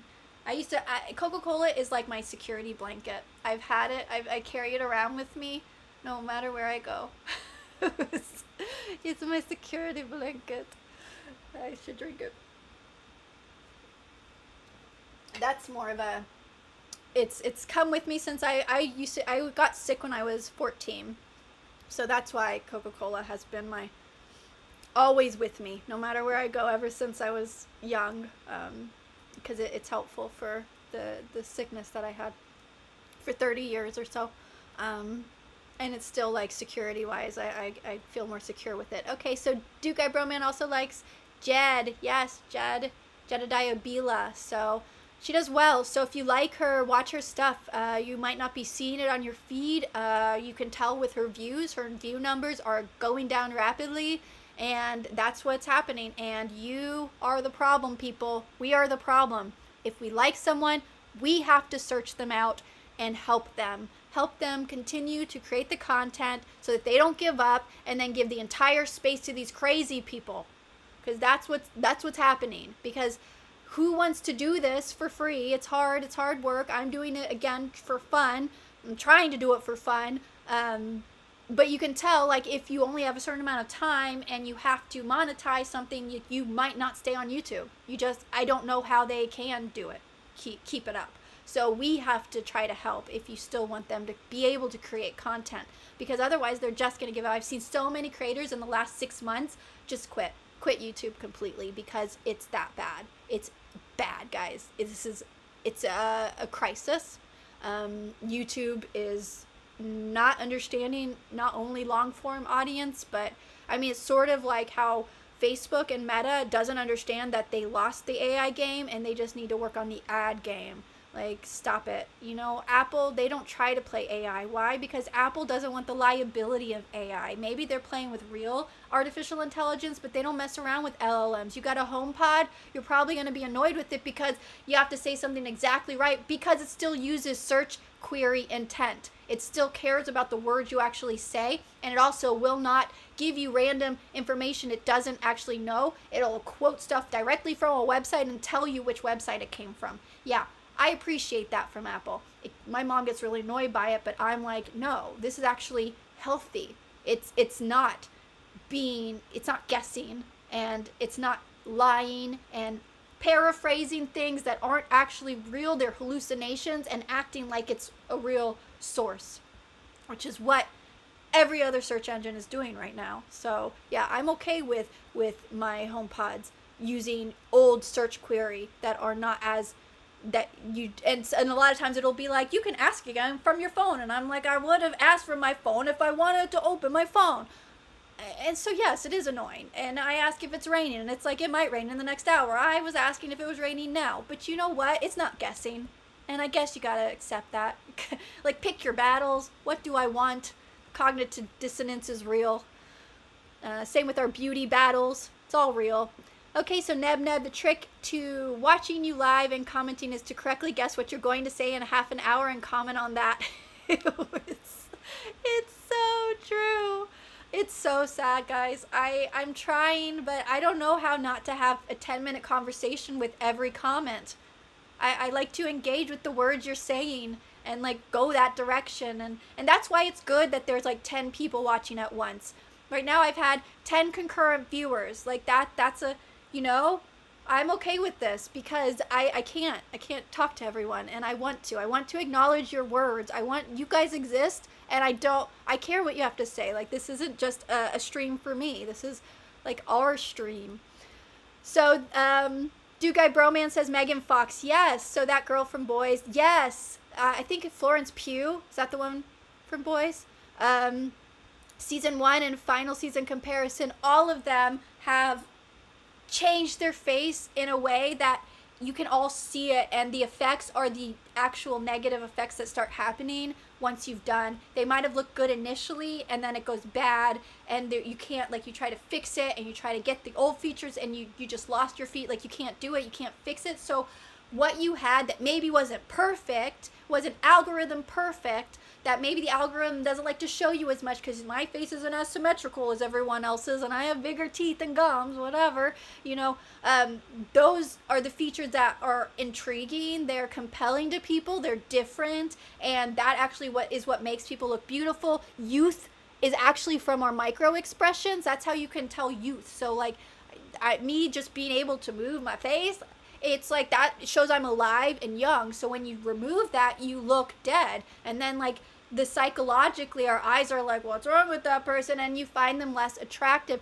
They don't look like they could mate as well, that they couldn't have a healthy children, you know, like these are the weird things that happen, like biologically, that it actually turns you off from these people, and they're just trying to look better and better, like optimize, but they literally have a dysmorphia, like a body dysphoria. So dysmorphia and dysphoria are both describing the exact same mechanism. They're two different words, just for the record. I always say body dysmorphia because that's originally what it was called, kind of like bipolar used to be manic depression, and they changed it to make it sound nicer, but it's still the same thing. So, and actually I think manic depressive actually describes it better than bipolar, personally. But I guess it was too much stigma.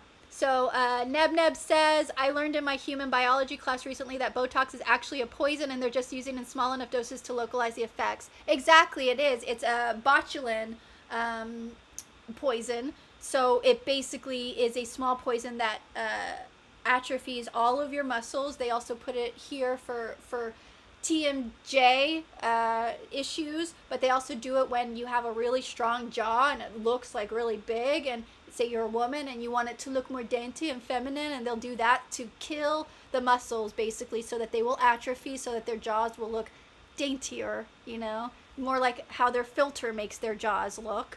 And so yes, the I forget exactly what it was, but it's some sort of botulin something.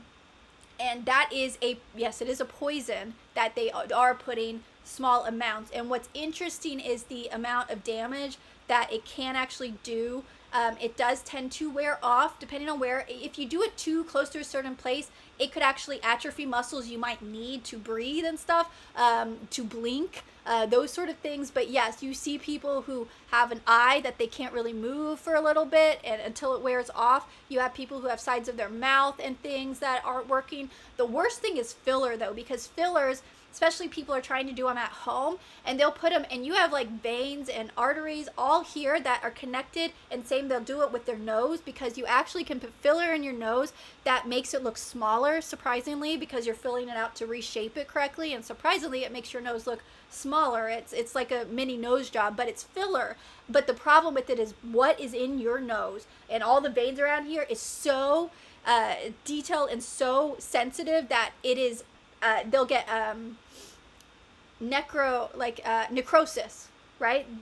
They'll actually start black spots because they blocked an artery or a vein, or their eyes will actually, they'll go blind, or they'll lose eyes, or there will be swelling. Like, you can see these horror stories of people who just used filler, just wanted filler. They put something right here and it actually made them blind and caused necrosis over here. Literally, you'll see like someone whose like eye is like bulging out because they used filler and it hit the wrong thing. Don't do it. Like, these are not worth it. The side effects are not worth it. And now men are doing filler. Men are doing upper blepharoplasties. It's where they cut out this part of their eyes, and you can see Bradley Cooper did it, and it looks sort of like Barry Manilow eyes. And this is what the guys are doing, but it feminizes men. When men have more of a brow, like I guess like I do, this is more supposed to be more masculine. I guess I have pretty high eyebrows. But you know, like, this is supposed to be more, and so when they do that, it makes their eyes look more wide, and it feminizes them, and they lose some of that brooding look. And so it actually is ruining men in Hollywood now too. So I mean, I don't know how many people want to look like clavicular or something, but I don't even know that the upper blepharoplasty clavicular has done that yet. I'm not sure, I'd have to look, but I don't even know that he wants to go that direction of feminizing your face, which is what Hollywood's doing. Keeps spitting. I feel like, ugh, okay. We've been talking for an hour and 45 minutes. So, and Neb, I never asked, like you said you were in class, I had never asked what you were studying. So I know Dr. M69 is a mathematician, I believe, and he's like a professor, which is cool. That's pretty awesome. I'm impressed. So what are you, I know you're in school, and you're getting a degree for something, so I never asked what the degree was in, but biology, so I'm wondering if you're doing some sort of STEM thing, some sort of science course, or if that was just sort of basic biology stuff that you might have to do for your base credits. Let me know. Dugai Broman, Korea and China are plastic surgery dependent. Sad to see 18-year-olds, even 17-year-olds have birthday parties. It's true about getting filler. It's absolutely true, and the parents' behavior about it.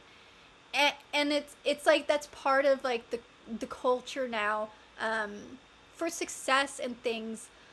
I saw something about China's plastic surgery issue. I know Korea, especially when you watch Korean dramas and stuff, you're seeing Korean men.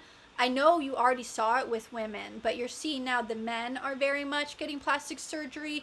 And again, you're wondering why they're saying, like, I don't know, is this what the women want from them in their culture? I don't know, because I'm not obviously Korean, but you know, you see stuff and people in Seoul, and it's not like, you know, it's a very civilized place, and they have Hybe and stuff, and that's like super huge right now. And so all of that is trickling down into society, and for some reason it feels like they're more capable, so maybe it's their medical system to get the stuff, and their parents are allowing it. So I feel like even it's worse than us because of the the ability to do it. So I do wonder what that is culturally, that it's even more okay for them to do that. And you're seeing it so much and maybe it's because of how popular like K-dramas and K-pop has become, and it became in that time of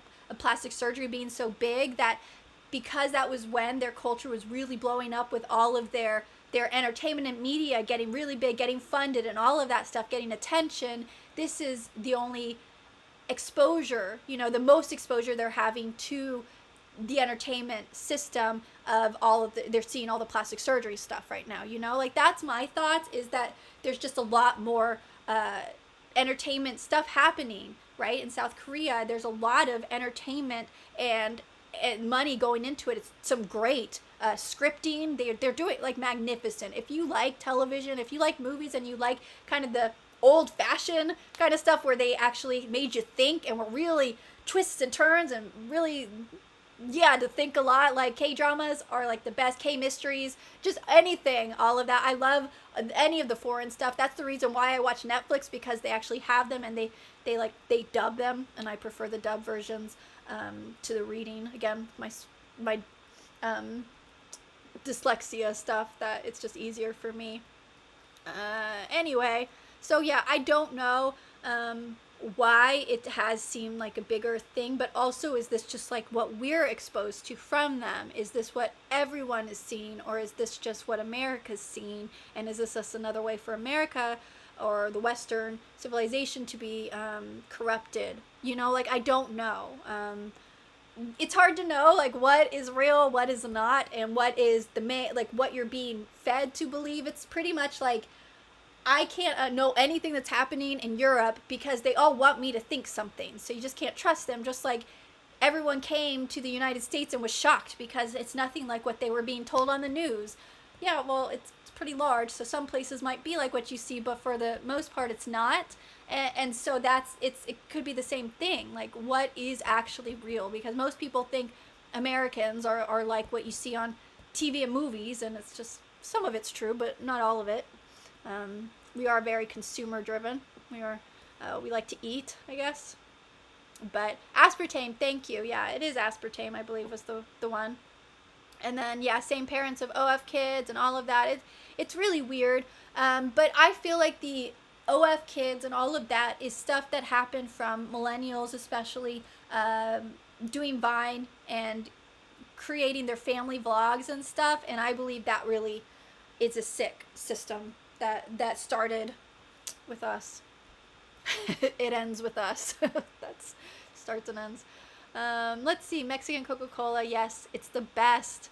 Thank you. Thank you for making it. You guys have the best Coca-Cola. It's the best. And luckily I'm in Texas, and you can go to a store and you can get it, but I also like to go to Fiesta, and I like to get all of that stuff. But that, I grew up in Venezuela, so I guess I had access to a little better.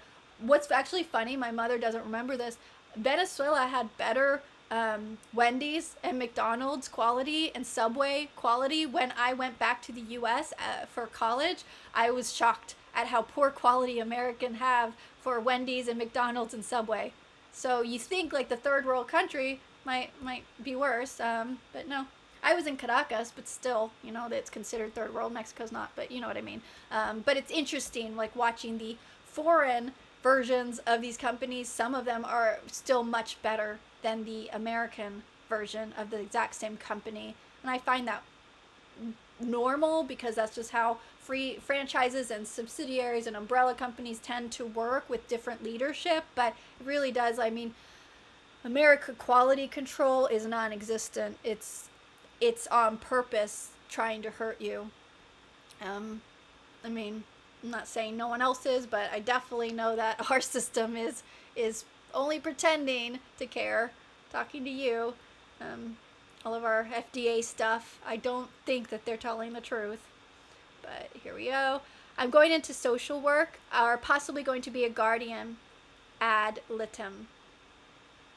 Okay, so guardian, is that like the guardianship, like one of those court ordered guardianship people? Is that what that is? Guardian ad litem? Because that's a fancy word. Some Latin here that I don't know exactly what it means. But social work. So I mean, that's tough. So you're clearly not going in for the money. You want to have a better world. I commend you. I hear social work is a very hard and very poor paying. and we need them.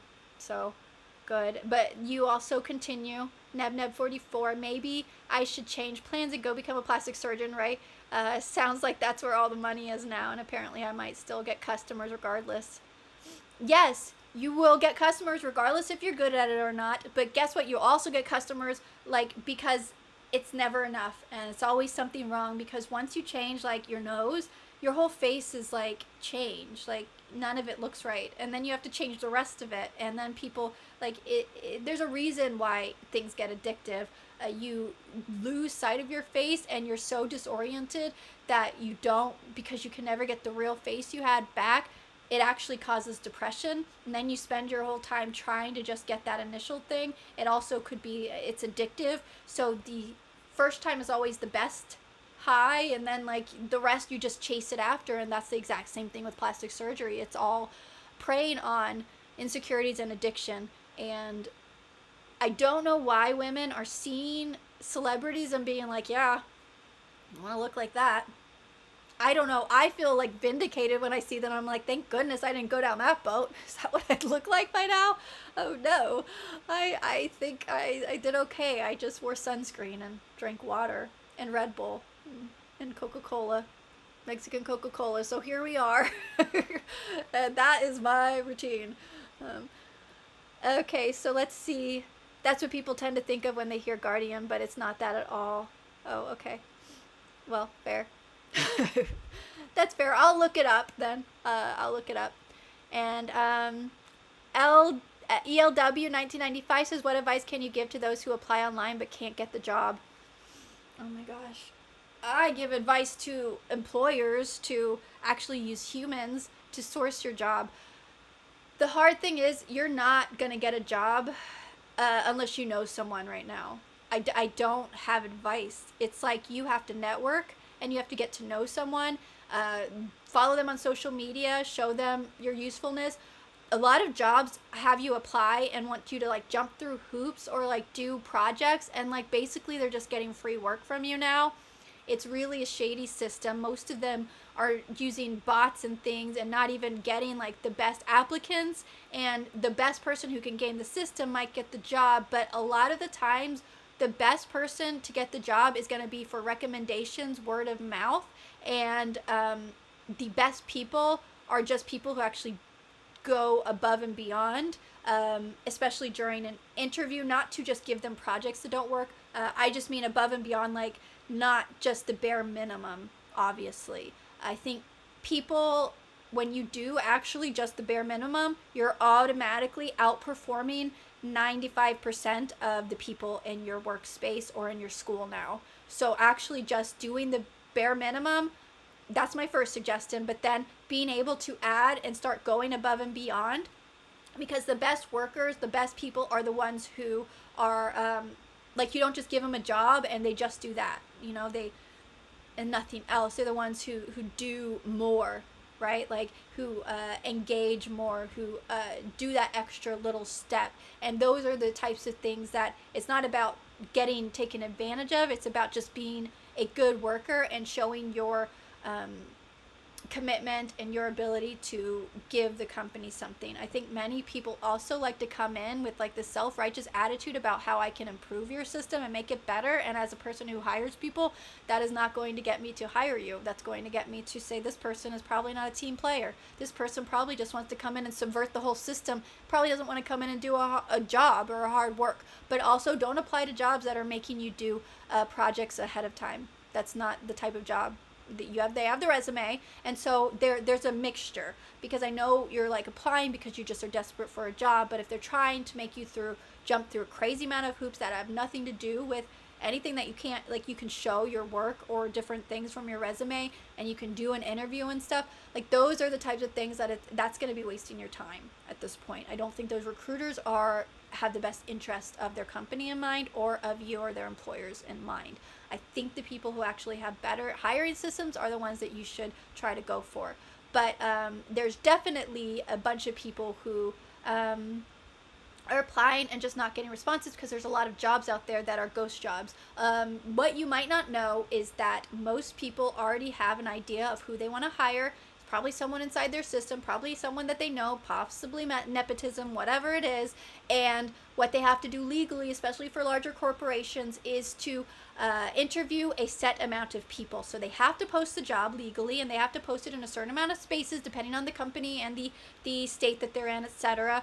And so then they have to do a certain amount of interviews, and it doesn't matter if they're actually already had someone in mind, they have to do the interviews. So you're going to see a lot of that, which is shady, but it's how it's worked for a long time. I have recruited and hired hundreds of people in my career for other people and for myself, contract workers, as well as interns for things. So I understand the hiring system, and it's messed up.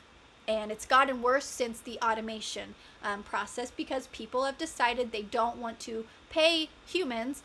So a lot of jobs that you're going to be applying for, make sure it's not a job that you're just training AI to take your place. You know, that's basically like just eating your young at that point, right? Like, it's bad. And it's not going to end up well for you. I would say that really trying to find companies that seem to hire even contract employee companies. A lot of people are doing that sort of thing, but I've worked with certain companies for years that I'm just contract. I'm not like a full employee, but they're good people. I don't all agree with all of their views. They don't, I'm sure, agree with all, like, it's not about that. It's really just like they want someone who's doing well, does well for the company, and who wants the best for the company, and they want the best for there's companies I've worked for that still haven't ever paid themselves from their company. They have other jobs, and they pay their workers, they pay their contract workers. So there are people who are doing good. I think finding the smaller groups, the smaller businesses, the startups that have been around for maybe 5-10 years, those are actually going to be the best jobs to apply for. And a lot of times it's really about not necessarily applying for jobs, but reaching out to people in places and companies that you're interested in, regardless if there's a posting. Give them your resume, show them your interest, tell them that you want to connect, all of those sort of things, that you'd love to work with them on a project, or even like voluntary, like you just want to get your legs in on this business and just understanding something. There are so many different ways. Like, I could have a whole different video about this, of ways to get your foot in the door, to start networking, to be the person that's on their mind the next time that they need to hire for that job.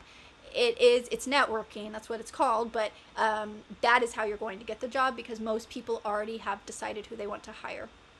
It's just how it's working right now. So hopefully that was helpful and not too black pill, but some people call me a black pill person. I'm not. I'm just realistic. Realistic. I find it realism. So then we have Just Crabs saying there are people who promote facial exercises. They aren't as effective as surgery, but it's a hell of a lot healthier. Exactly. And you know what? The younger you do it, especially for men, if you really want your masticular, is that the mastic muscles? This muscle to grow, or if you want it, like if you have it more pushed back, I don't know what that word is. Like, I'm not like I don't have a super strong jawline, but if I did, I don't know like where my camera is that you can see my thing, but like this thing, the chin, if you want it to be more out, apparently there's jaw exercises, especially like if you do xylitol, like the gum, sugar-free xylitol, and you can do that and actually get stronger muscles here, and it should help especially when you're younger, make this part of your jaw actually stronger, that pulls up your chin, so that even like when you have like a bad bite, like an overbite and things, it can actually help correct that. And it's subtle and it's slow, but if you do it over time, it actually is really effective. And yes, facial exercises are super effective for women as well, especially for this spot. And as long as you're not like going crazy, they have these tape things, I forget what they're called, frownies, but basically you put them on overnight, and it basically is the same effect as Botox, without, it just makes your muscles not move while you're sleeping, right? And you can use those every night, and you're getting a similar effect. You're not adding to your muscles, but or to the wrinkles. But the problem with the Botox thing, and I just have to say it, the wrinkles that you're stopping with Botox are these movement wrinkles. These movement wrinkles that show your life, that show like your youth. that you need to have. The wrinkles that show your age, that make you look old, is your skin actually changing the texture, the crepiness. So collagen and things, that reduction, and when your skin's looser, the crepiness of the skin, that's the wrinkles that Botox cannot help, and that's the wrinkles that make you look older. So it's so weird. Like, if people just looked at the actual biological facts of what's happening, the wrinkles that they're preventing aren't the wrinkles that make you look old. The ones that make you look old are ones that don't get prevented with any sort of Botox. It's by using your muscles, using your skin, using your brain, showing that it's active, that your collagen needs to be built up. Stop using all your retinol and stuff, because that stuff is actually hurting your skin barrier, and it's causing you to need to use it forever. So once you start retinol, you're going to have to always use it, and your body's not going to be able to produce it at the same rate.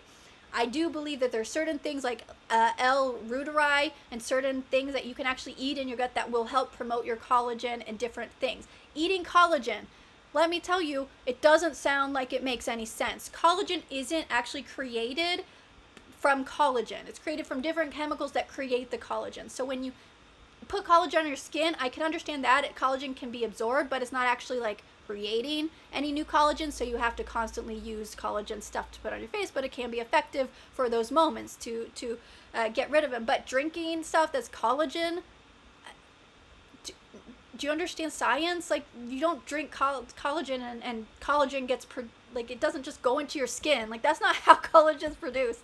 So there's a lot of things that we do that it doesn't actually transfer into what we think it's doing. Not saying not to eat protein or whatever, but it can do stuff, but it's not actually promoting it's not actually, that collagen isn't turning into collagen. That's just not how the fatty acid breakdown actually works. It's just not. I don't have all the words in my head right now to describe this to you, but you can look it up. That's like a whole different tangent. And then Nebneb44 says, a guardian ad litem is court appointed to represent children who are mixed up in the court system, either through the foster system or through an ugly divorce. Oh, okay, that's interesting. Okay, so it's not like a permanent guardianship. It's you're representing. I mean, that's like a really needed. I feel like, again, it's not an easy job, and if you're willing to do it, please do it. If you're willing to be any teacher, if you're willing to help children, if you're willing, we need that. So I would say do it. And I just wish we paid the important jobs more than, say, an influencer or a celebrity. You know, why are they getting millions of dollars? Like, Zendaya got like, what, $8 million or something for 5 minutes of scowling? Yeah. So we should really figure that out. But it's not eat the rich, like, stupid. No, it's socialism will not help us. It will not make children better or have their lives better. It won't. So eat the rich is a silly thing. It's a nonsensical.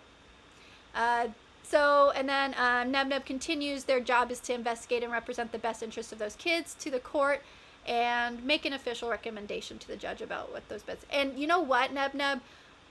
I think there are a lot of people who are crappy at that job and who are doing that job. So we really need people who care. So I think there is a lot of hires that are likely DEI hires that weren't really well trained, that should have been trained better before they got the job.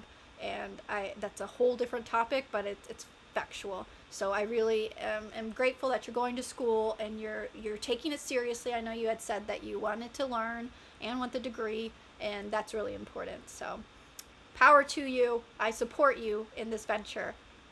And then, yes, ELW. Oh my gee, it's true. Another black pill thing. Life is not about what you know. It's about who you know. I mean, it is right now, but see, that's the thing. There's a lot of local businesses. I think the problem is that everyone wants to apply online. There are people who are accepting applications through their websites, not through LinkedIn in certain spaces. Local businesses who really want real humans. Right now, your highest chance of survival and of thriving is actually just interacting with real humans and being a real human that does a good job.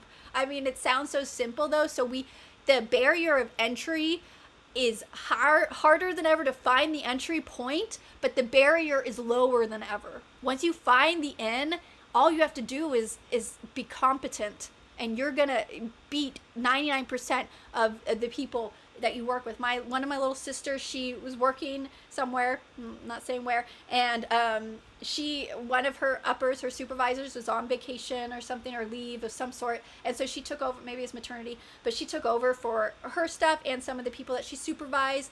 And so she asked someone, like, because there was a job that needed to be done, hey, do you have time to do this? So, someone who was a subordinate of her other supervisor, so it wasn't like, but you know, like, that's who she's in charge of. And the person was like swamped apparently, and my sister could see their schedule and see that they weren't swamped, but this is something that person is known not to be, you know, the most efficient, and not able to take on any projects that because they don't finish as much. Anyway, so this person was not able to help, and but she was on another chain later, and another person was like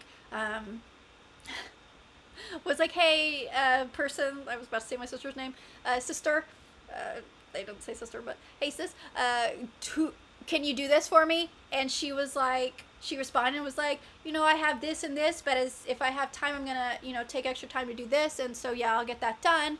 And then she actually came to me and my mom later, and she was like, was this like a mean of me? Was that like a B move of me? Because the other person was on the chain, and she felt like she was sticking it to them by like showing them that she was helpful, and I like, that wasn't her intention. But then she felt guilty that because this other person had like such a poor response to, and wasn't willing to do any help, didn't make any effort, and then she felt like she was like going to be perceived as trying to make that person feel bad or look bad. And I was like, you know, it's their own fault if they feel bad for being incompetent and selfish. Like, no, you're doing your job, showing that you're a good worker, but it's just, that's the difference. And this isn't a big company, so it's clear that once you're in, or once you find, like, just showing your competence and that you want to do well, not to be taken advantage of, but not to be entitled to anything. You're not the boss.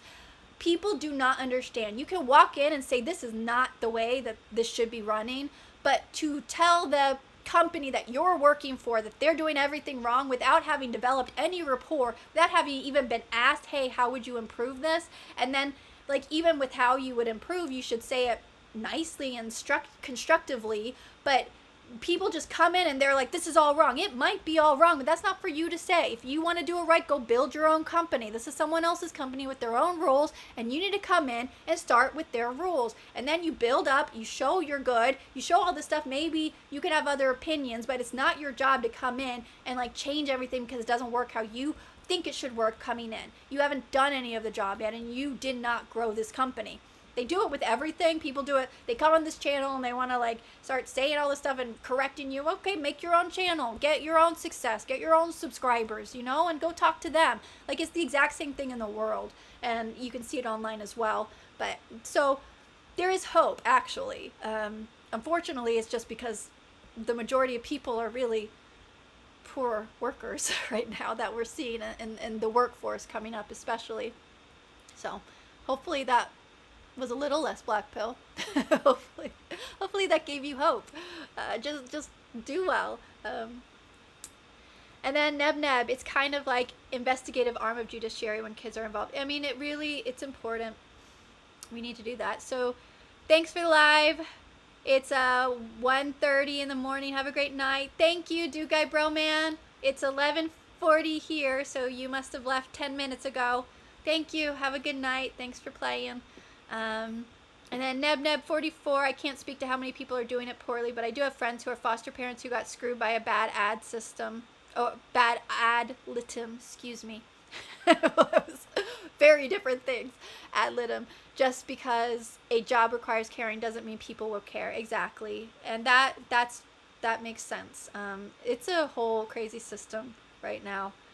So having people who actually care is very important. And we have people who care everywhere.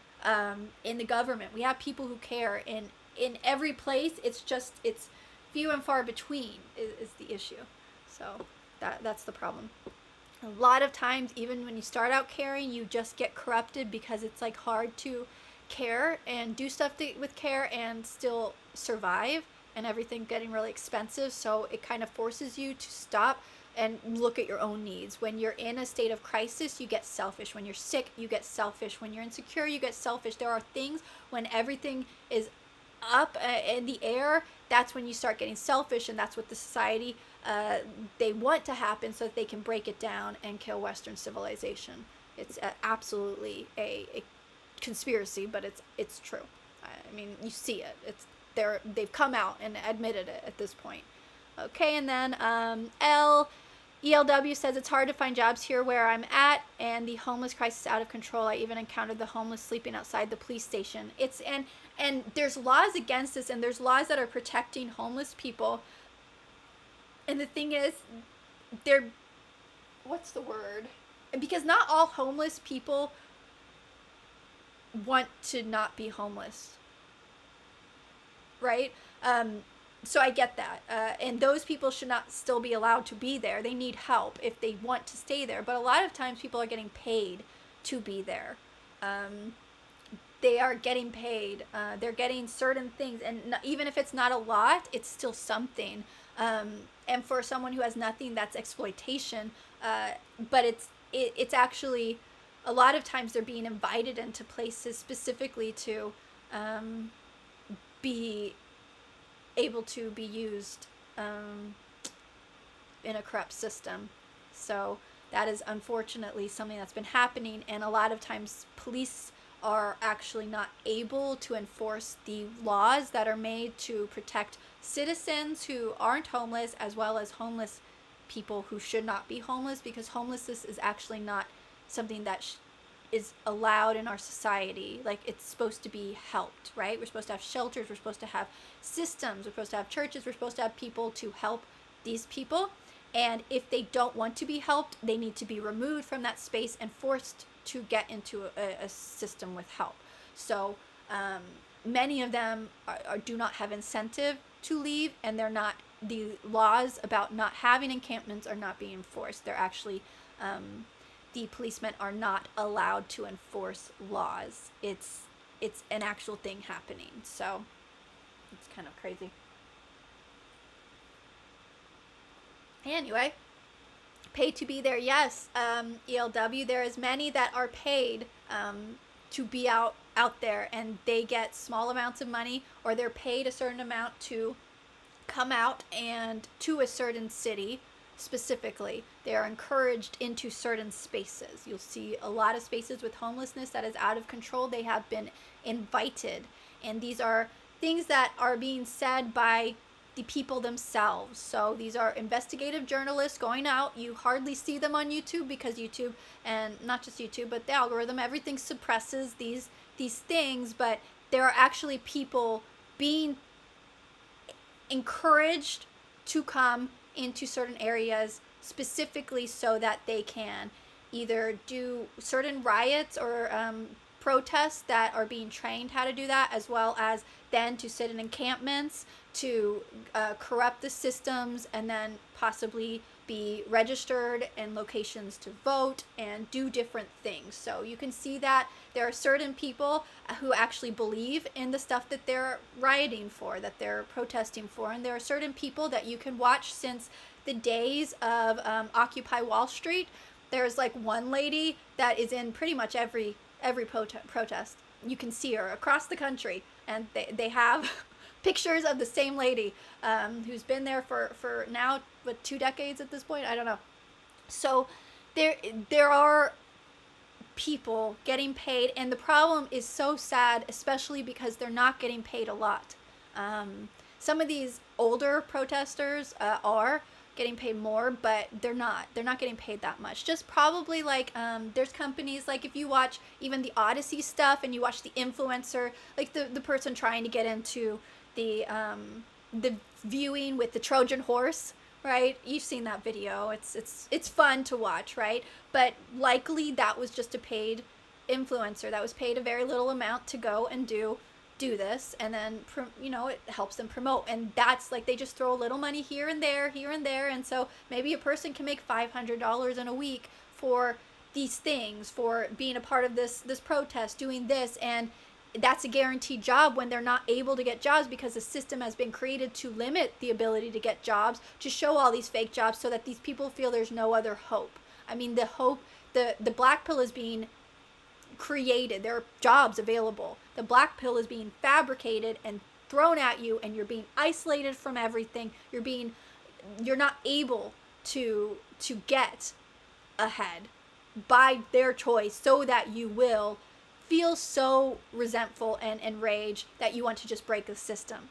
It is a trick to get people to break down a system that was broken or rigged, as you say, on purpose. And that is, again, an overarching theme that we're seeing in entertainment. All of these reviews on, say, Rotten Tomatoes, they're only doing like the poll reviews or the push reviews instead of the poll reviews. But it's people who are more guaranteed, and that's like the info that they're showing is only the people who are getting the push reviews, where people actually come because they bought and they wanted to, go and find it and say their real review. First of all, those are all being checked ahead of time, and you can see the screenshots and things of people who have tried to do reviews and they've been denied. IMDb as well, they deny reviews. I mean, Versant, I believe, is the company that owns Rotten Tomatoes. They also own like ABC or MS Now or something, like different certain things. So like, and they own Fandango. So you're seeing some stuff happen because Fandango, like, they want to sell more tickets. So you just can't really trust what we're seeing, even saying like, yeah, maybe 10,000 people liked it, but there's also a lot of people who didn't. And the more fair review would probably be between like, say, a 4 and an 8 for the Odyssey, right? That's still a fairly big, but it's like more mid, right? For the people who might really like it and the people who might really hate it, but that would be like an average review, which would definitely not be 97%. The problem is that that's just not what we're being shown, and we're being told that's the truth, and then people are being owned like that, like it means anything. Like, we know that data doesn't mean anything. I could see the data on YouTube and they'll manipulate it and tell me it means something when I can look at the data and it doesn't mean that. They show me a CTR that means nothing because they're only looking at the new Discovery CTR. They don't look at my actual current, like, and this is something, if you really dig into and get AI to fumble on its own words, unfumble on its own lies, you will figure out that it's actually not using your click-through rate. It's not using your subscriber click-through rate. It's not using the rate that they're showing. They're using a different rate of new Discovery click-through. And if you had 5 people, if they showed your video to 5 people and it was, say, 5 women who were feminists, yeah, they probably wouldn't click on my channel. But then they would use that as a 0 click point rate. So now my video sucks. And they won't show it to anyone else. That's how the system's working everywhere. So I use it and I explain it on YouTube or something because it's a way that people can understand it. But that exact thing is happening with jobs. It's happening on LinkedIn. It's happening absolutely everywhere. And LinkedIn is really just a place where now people go to get their affiliate links done. I mean, it's like a ridiculous system over there at this point. So what I've seen employers do right now is actually go back to their own websites. And so go to a website and even DM people. And those are the ways that you're really going to be able to get your foot in the door for the jobs. Engage, show that you're willing to actually do something and care about the company. Not that you're willing to be like a pushover. Don't just do a bunch of free work to get a job, because they will take advantage of you if you'll do that. Those are not the companies that will do that, that you want to work for. But the companies that know better than to ask for pre-projects for your, whatever stage you're on an interview, those are definitely companies that are really just making you jump through hoops. They're not going to be they're going to be the companies that spend most of your time working on Monday.com, or Asana, writing all your stuff, and that's like the main part of your job. So annoying. So yeah, those are not the companies I would work for. They're probably the companies that are run by leadership of women. I'm just saying it because, yeah, women are not great leaders. We're just not. And it could just be because of all the women that have been hired weren't, they didn't earn their jobs. It wasn't a meritocracy system. And now women look like we're incapable. I think we are capable. I just think there's a lot fewer women that are capable of the demands and the type of logical reasoning that you need to be a leader, to make certain decisions that are going to be the best for everybody. I just think women are too selfish, we're too self-centered. It's why we're good at nurturing ourselves and we're good at nurturing others, but we're not good at leading groups because we cannot take ourselves out of a situation. I have so many people, women, who are convincing their friends to get divorced instead of working on their marriages, like, because they're like putting themselves in these weird, like, they're not thinking about consequences of the things that their advice and what they're saying, and it's all just ridiculous. So I don't know. I'm not on a woman like leadership train right now. I just think we need to stop it. And mostly because meritocracy is not in existence at this point, and so the people who are in charge are hiring just people for numbers to reach certain numbers and not people who are actually good at their jobs. There are women who could be good at their jobs. I just don't think that those were the women that are all getting hired. I just think they needed to throw women up there who weren't qualified. And the reason why you need meritocracy is so that you can grow and work harder and earn, and so that you can be a good leader by the time you get to a leadership position. We have so many people that are voted into leadership way too young that just aren't ready, that haven't learned how to do it for a whole large group of people, not a small group. Not just them, not just women, not just that, like, has to actually help multiple people, and a lot of people can't even see big patterns. It is a very special mind that can look at a big picture and logically, even with empathy, understand decisions that will have effects on people and understand what does the most good for the most amount of people for the largest amount of time. Women are not good at that. We're just not. But we're great at nurturing in a comfortable moment. So, you know, but that's not a big picture thing. We just don't have that as a whole. How old am I anyways? I am 42 years old, ELW. So thank you. Are you not tired? Pretty earrings. Thank you, ASMR. Enjoyer guy. Hi. I'm glad. I'm assuming you enjoy ASMR. It always, like, I get, like, creeped out by some of it. Like, especially the women who do the influencer and they tap things. I don't know if it's just their nails or whatever, but those tapping on things, like, I can't do it. I can't do it. It gets me. And that's, like, a big thing. Or, like, the TikToks and things where you're watching them get ready and it's all just noises, like, oh, now I'm gonna do my coffee.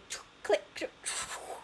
I mean, I'm obviously not ASMR, but anyway, my niece falls asleep to stuff, and once my sister, she was going all around the house trying to figure out, she thought there was like some sort of like animal in the house until she finally tracked the noise to my niece's room, and it was her listening to ASMR, like something scraping, and she was like, how is this your thing? Sorry, that was a weird thing, but yeah, so and I think it's something that you're kind of raised on, that you're more comfortable with. I really like white noise though, so I do understand the concept, but it's just funny that brought me up. But yeah, thank you. This is they're kind of like half earrings, sort of, or half hearts. Sorry, half earrings. They're half hearts. So yeah, thank you. It's nice. I wear them all the time. I'm not like super, let me get a whole bunch of accessories. I don't know if anyone saw my shirt, Star Wars. I don't have like a bunch of crazy accessories, so you'll just see me wearing the same thing over and over. I'm not that type of woman. I just don't have that time or energy to mess with it. I like these, and so I wear these. Like, you'll see them all the time. So thank you. I'm glad you like them. And how am I not tired? Well, it's midnight here. It's 11:58. I am actually a night owl. I do a lot of web work, and you can't do web work during the daytime when people are using the web, so I end up getting later and later, and then I have a lot of deadlines, different things, and I do a lot of production work.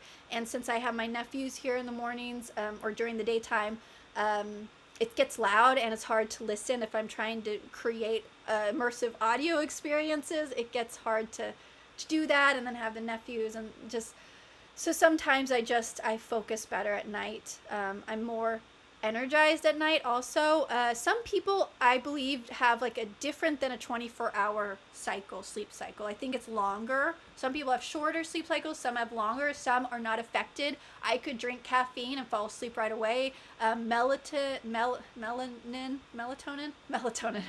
is in your face, is like a color your skin. Melatonin does not do anything for me. I could take it and it doesn't help me fall asleep. I don't have the same when it gets dark and that effect. It doesn't happen the same with my brain.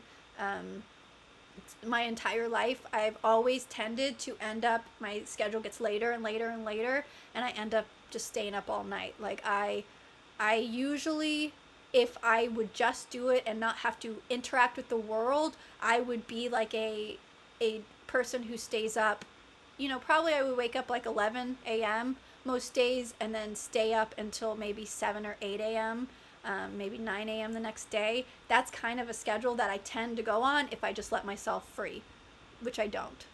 Oh darn it. Hey Siri, turn off lights on. Heck. Sorry. Guess it's a little late. At midnight, all my office lights turn off. I guess it tells me to stop working. I usually just turn them back on. but you know, it does remind me like it is midnight. But see, I'm a late person, so I work a lot of late hours. That's just also when my brain, it feels like I've been up all day, and then like my brain after like 12 hours is like ready to go. So I don't know. I did work on a morning show for formative years, I guess. It was from when I was 21 until 22, around there, until I was 33, 34, so something like that. Anyway, I worked for about 12 years, a little more, because I was an intern at first, and then I got hired, so I was like officially paid for like 12 years or something, but I worked as an intern prior for at least a year, and I used to do, so that we would get up and I would be at work. As an intern, I would only have to be at work for between 4:30 and 5 a.m., but as an executive producer, which I was for over a decade, I would have to be at work closer to 4 a.m., so I would have to be up, you know, 3:30 in the morning, get ready, get to work, and then I would have to work the normal shift, you know, until about 10 a.m. with the morning show, and then I would keep working normally because other people are still at the office, and I would have to work until, you know, normal 5, 6, 7, try to get show prep done, and then try to sleep, and then wake up again very soon after. And then if we had award shows, all of those, then we would be up all night, and then the producers, like at around midnight after the award shows are done, you would all come in, you would record the show, and then the producers, myself and like executive or assistant producers, would have to stay up, and we'd edit everything and we'd run the show the next morning. So that happened a lot. So there was a lot of times where you're not sleeping, and then, you know, you might take turns. You sleep, one person sleeps on the couch while the other person runs the show. So those sort of things would be happening a lot. So my schedule is absolutely crazy, honestly, and because I did that for over a decade, I don't know what you know, that probably affected me at some level of all of this, of just my sleep being just so strange. It's a weird sleep life for a producer. So and let's see, 42, you look like you're in your mid-20s. Oh, well, thank you. That's very nice. Thank you very much. You can see me in my mid-20s. I guess I was about 23. I did post a picture. I don't know if you saw that, but I put it on my community post. It's of when I was in like 23. I was at a radio event. It was a second chance prom event for us, so we had to get dressed up and fancy in our prom dresses. So that was my doing a celebrity pose. So that was me when I was 23. So that was 20 years ago, pretty much. So yes, you can definitely go and look if you want to see that, see what I actually look like at 23. Now I am 42, but thank you. I really appreciate that. That's very nice. And you know, it could also be just because everyone else is doing all the stuff to their face that makes them look older, not because they just look older, but because it's like you're freezing your face, and we're so used to thinking of that as like a middle-aged person doing it, that if someone moves their face, that they look younger, and if someone doesn't move their face, even if they're 16, they look older. I do believe that's psychologically something that happens that you just can't control. It's naturally, you naturally think that people with filler, with the big lips, with all this, are old, because that's like what we associate with people who need to look better or want to look better, right? The people getting older. And so if someone hasn't done that, they actually look by default younger, which is nice. It's a nice change. So I don't mind it. And then, and Neb says, I don't know how late you're planning on going, but I need to catch bag. Catch you later. Yeah, I know. I didn't really know how late I was planning on going either. I was just going to come on and just try the late night. I felt bad that I didn't tell people that I was going to be on, but I thought, hey, why not? So here we are, and thank you. I look younger. ASMR says you're welcome, and you look younger than welcome because he or she, enjoyer guy, ASMR enjoyer guy, he had commented he liked my earrings, which I really like. I actually wear this all the time, and not one person has ever said they like them, so literally it's every video, so I really appreciate that comment a lot. It's nice. Thank you. And then, yes, thank you. You look younger than 42 to me. Thank you very much. That's nice. I used to really dislike that. I used to get like carded and stuff when I was young. I was 22 or something, and I would be so frustrated, right? Because everyone would always card you and things. And, I don't do anything that I need to be carded with now, but, I should have appreciated those days, right? Like, you always want to look older. You always want to be older. And I think it was because I never was like the sexy girl. And for some reason you thought like, okay, you'll get a little older, you'll be that. But no, I just never was that like woman, like I'm never going to be like a Sydney Sweeney woman, but that's fine. But I think maybe that's something where it's like you feel like you feel like a little girl or something when people are carding you, where I should have just appreciated it. Like, should have enjoyed that, the things that we don't allow ourselves to enjoy because we compare ourselves is a little weird, because I was never like felt bad about myself, but there is these subtle things in your head that as you grow up, you kind of have to remember, oh, I didn't fail. That was just never going to be me. And for some reason, they don't kind of, like, that doesn't connect all the time. I don't know why. I honestly don't. Doesn't seem to always connect that it's not you. It's not your look, your whatever, your style, just any of that. I feel like we're so easily, because we get hope, right? And we look and we're inspired by someone, and then we just get disappointed. And it's hard to know exactly why, if it's in ourselves, because I always knew what I felt about myself, being insecure. I would look in the mirror and not be happy, whatever, nothing, like, I'm not perfect, and I would be aware of everything that's wrong with me, all the time. Like, my nose is crooked and all these things. My nose has been hit several times. It's been broken a few times, so it's definitely crooked. It's just, it's not a straight nose, and that's okay. I have like my eye, just nothing is perfectly aligned and straight, and I have big teeth, and these things that I used to really think about all the time. I think, like, if I looked in the mirror, not all the time on my own, but like when you're getting ready, it was the thing that you always were like, I can't fix this, I wish there was a way to fix, those sort of things.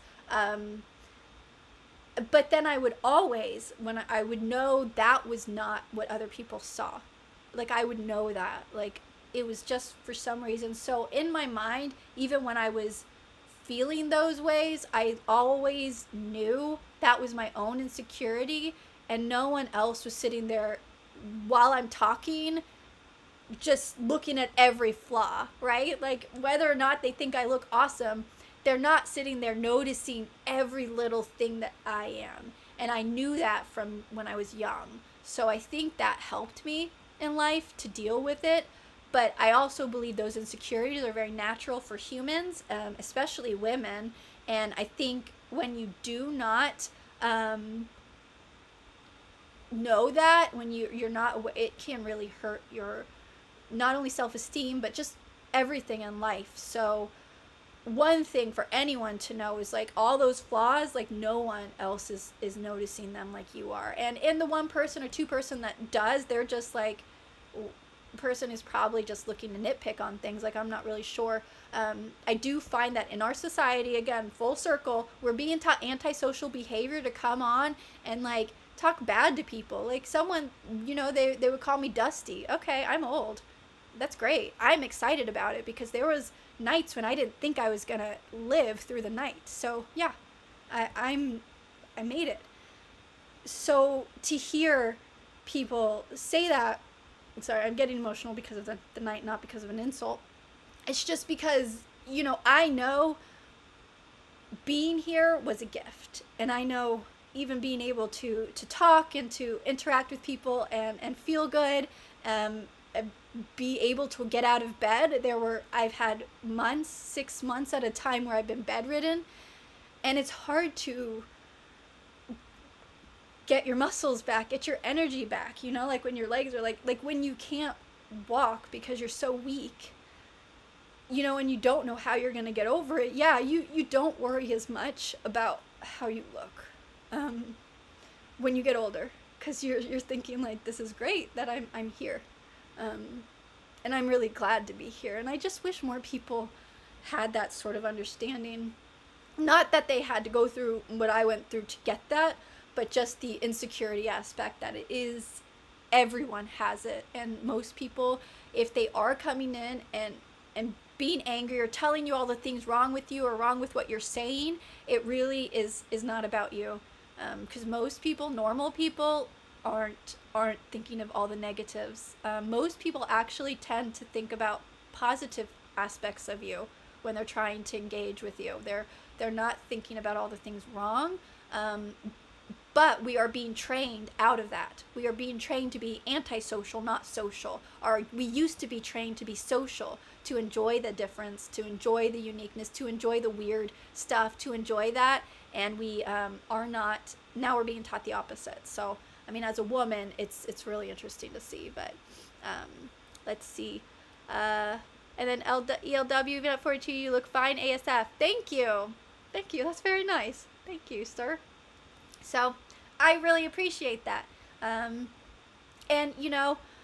I believe that a lot of people really do look good at their age, but we're all completely looking at these weird people. It is confusing, gentlemen. I don't know why the women are doing it. It seems like the women who want to look good for men are all making themselves look weird. Because, well, they say they're doing it for themselves. I just don't know how they're doing it for themselves. It seems like they want attention, and usually the attention you're going to get is going to be the male attention, unless you want the female attention because you just want to, like, feel better than them, which, again, is a woman tendency. So, I don't know, but it comes, like, it used to be that women wanted to look like Marilyn Monroe. Or they wanted to look like Sydney Sweeney. I will bring her up. Scarlett Johansson was the one for my age group, I think. Scarlett Johansson would be like, if I was like that, and Kerry Washington. Those are two women that I just absolutely loved. And just, I would never look like them, but I just thought they were absolutely gorgeous. And I think, I don't feel bad about myself that I don't look, but I can appreciate that type of beauty. But now it's like women want to look like aliens. I don't know why, because women like Scarlett Johansson would be like also someone that maybe you want to date, right? Like you would all like, I don't know. It's just like, it's mind-boggling to me, because yes, you're not doing something for the male gaze, but aren't you kind of right? Like a little bit. Like, do you not care at all that what you're doing is actually making you less attractive for men and less attractive to most women?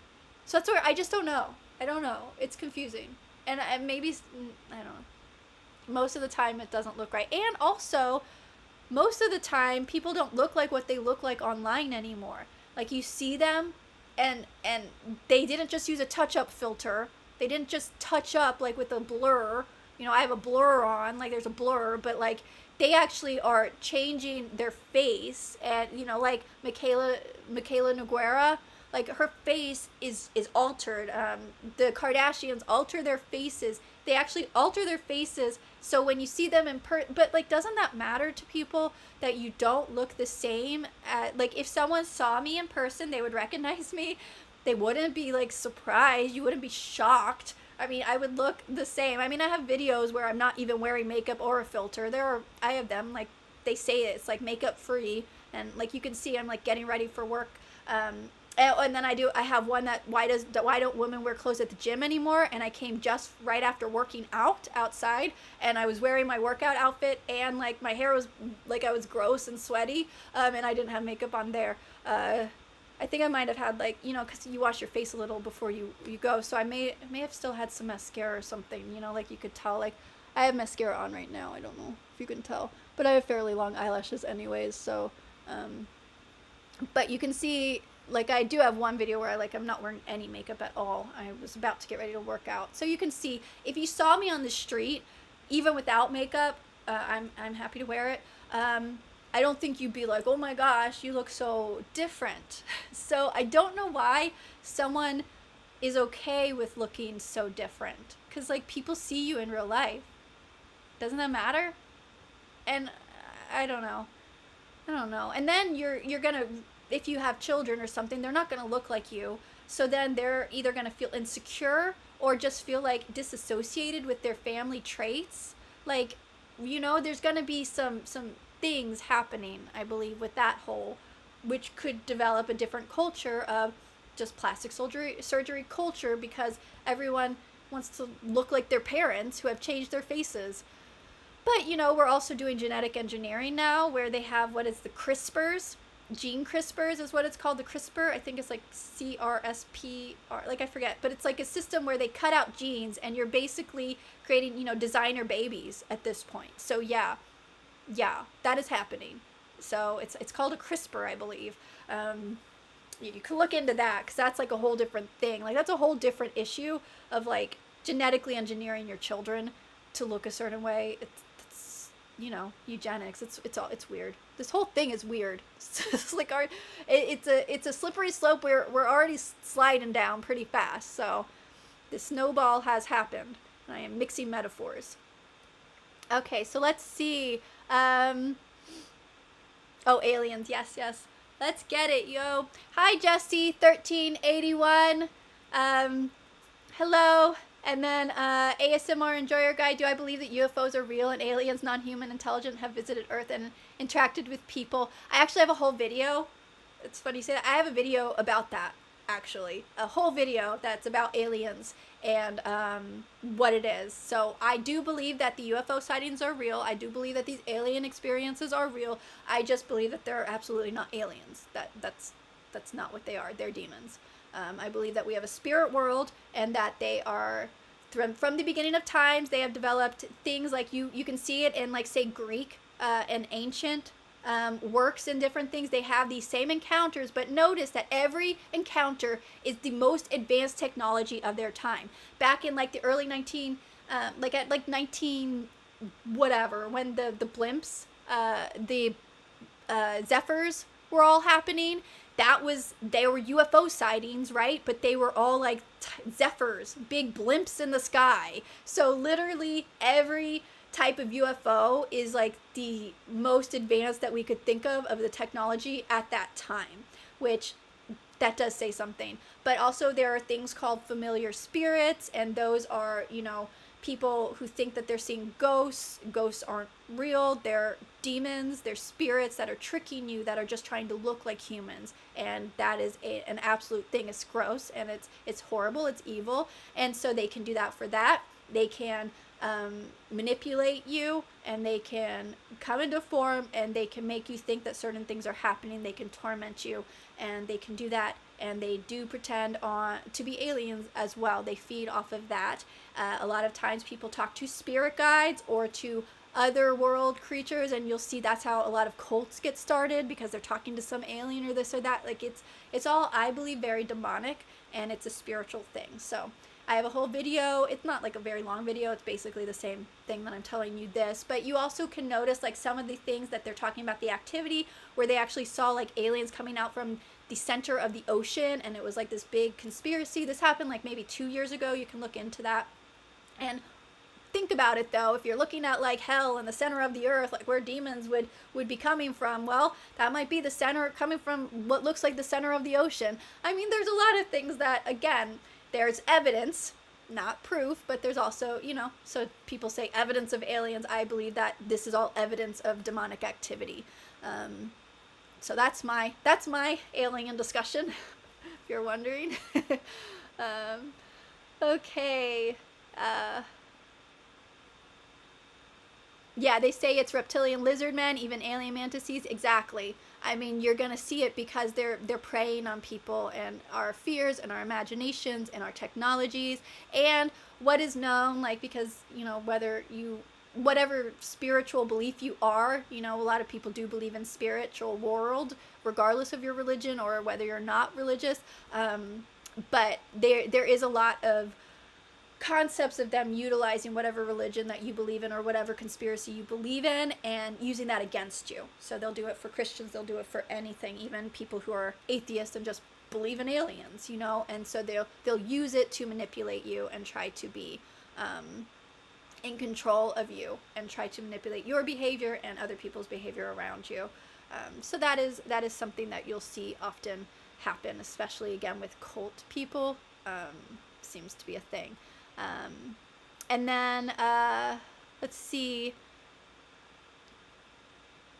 Oh, I skipped one. ELW says, yeah, today's females have an abundance amount of makeup and plastic surgery. They look like what happened to Ariana Grande or today's generation. It's really crazy. It's weird.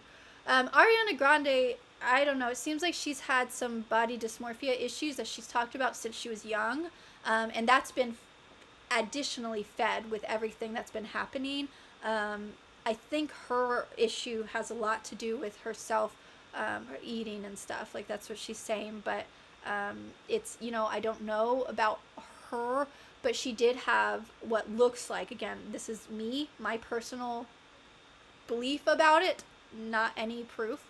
She's never said this, but I believe she's done the upper blepharoplasty thing where you remove that eyelid so your eyes look wider and open. And I think that ruins a lot of people's faces because it's so, even just a little bit can completely change your face. Like, my eyes really don't need to look wider, but can you imagine getting this one spot wider? Like, this is what my eyes would look like. Like, it's crazy. Like, I already look crazy enough. They say you're not supposed to see the whites of a woman's eyes, which is crazy. Yeah, you see mine a lot. I just have really big eyes, I guess.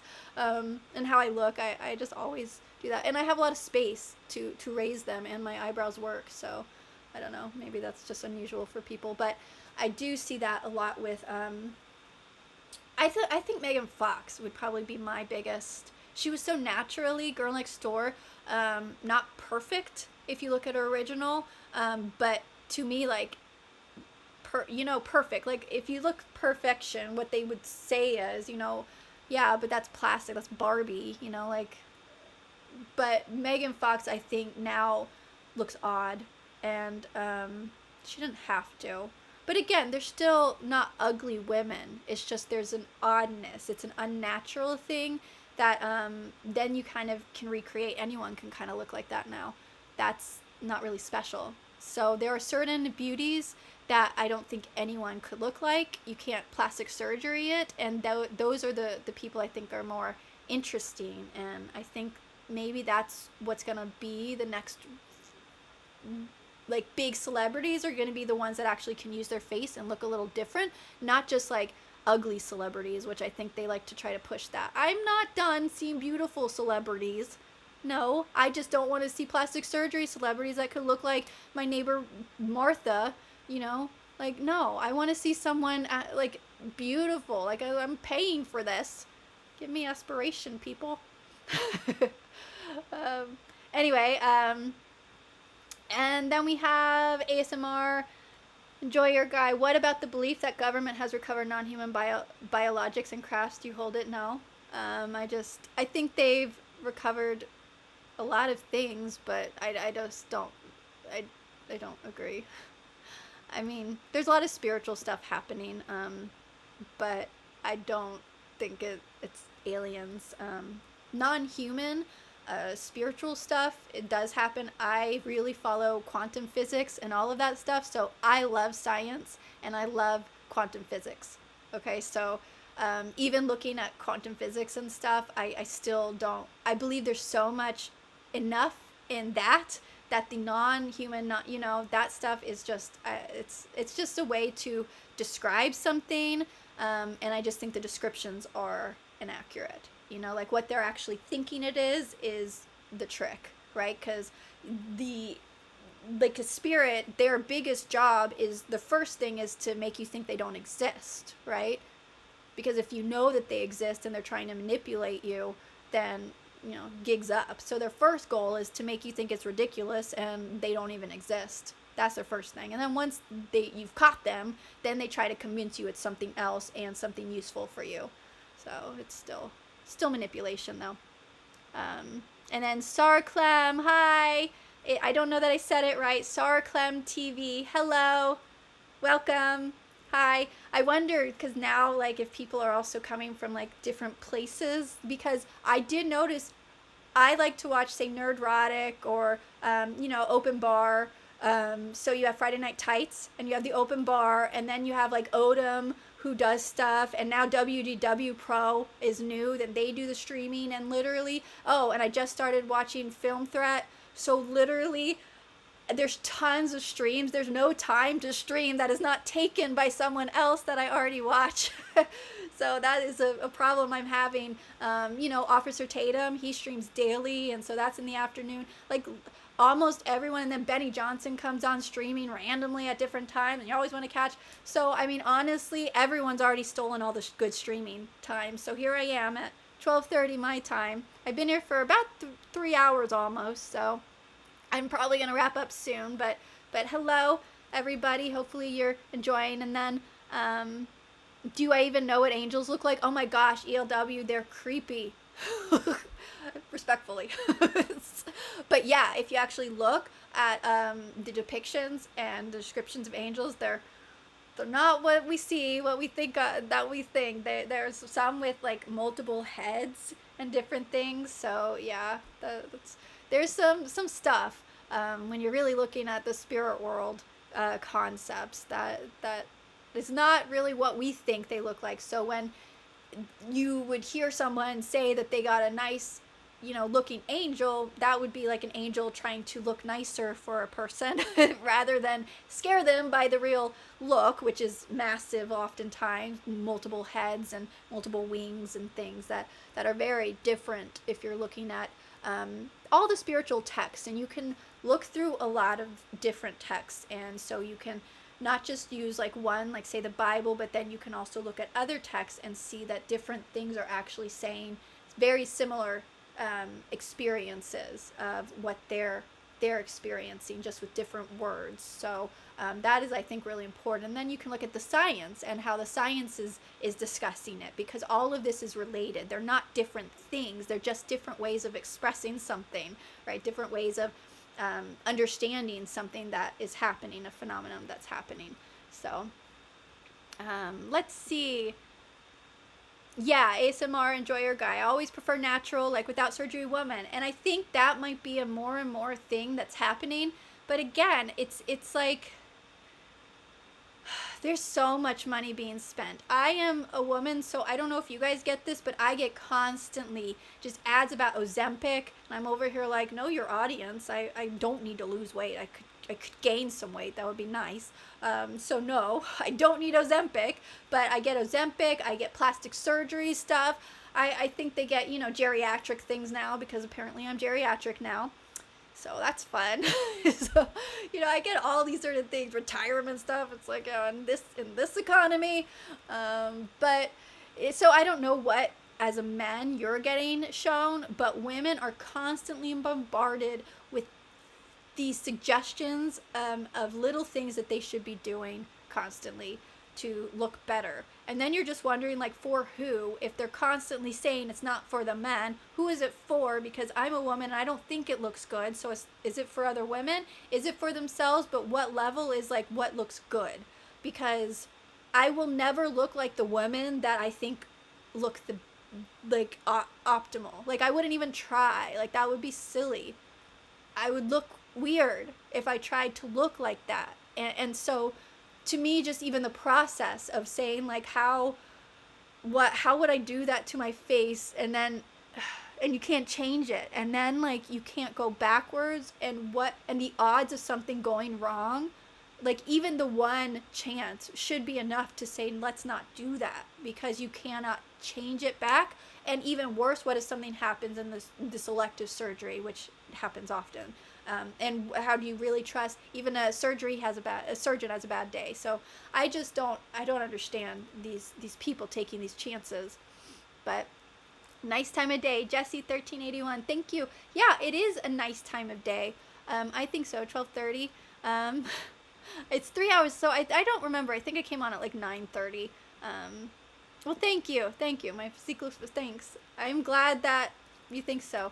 And yeah, 4 faces, monstrosities, a face of a man, a lion, yes, yeah, an ox and an eagle, and having 6 wings. They're known as cherubs, and other angels are seraphim. And yes, exactly. Yeah, so it's like when you really look into it, there are creatures that are just very, whoa. So what we're really could be seeing, I mean, angels don't trick people, so that's why I would say demons, because they're not allowed to, and demons are fallen angels, most of them. There's also spirits. There's a disembodied spirits. I mean, if you really look into the spiritual, most spiritual practices and religions have some sort of similar understanding of what is happening out there, just with different words about it. But yeah, that is really interesting. Oh well. So anyway, everybody, I really appreciate you guys being here. It is 12:30, and I do have a birthday party of my niece to go to tomorrow. So I know I'm like begrudgingly, they know it. I'm not a party person, but I will go.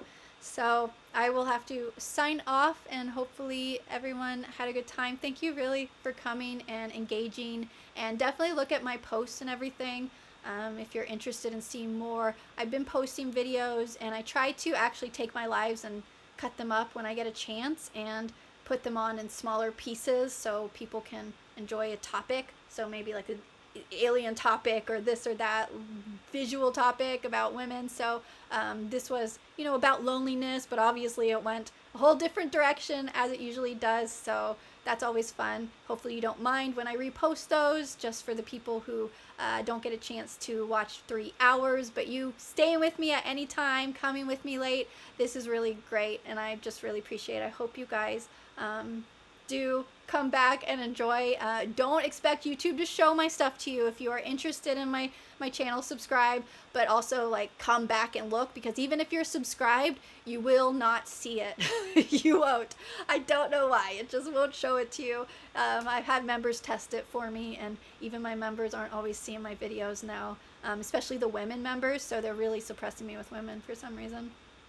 I guess women keep flagging me. I don't know. Women don't like me. But I thank you, Driss Crab. Thank you. I will tell her you said happy birthday. And then Menel Likma. Oh, Makonnen. If you're that lonely and willing to meet you. Okay. Thank you, sir. I will see you guys. Always get enough sleep. Yes, for brain health. It is important. That is very important. So thank you, everybody. I'm going to press end stream, and then I'm going to have to press a bunch of buttons, and it will not be done. So I'll just keep saying bye. Bye. Goodbye. No, goodbye. Goodbye.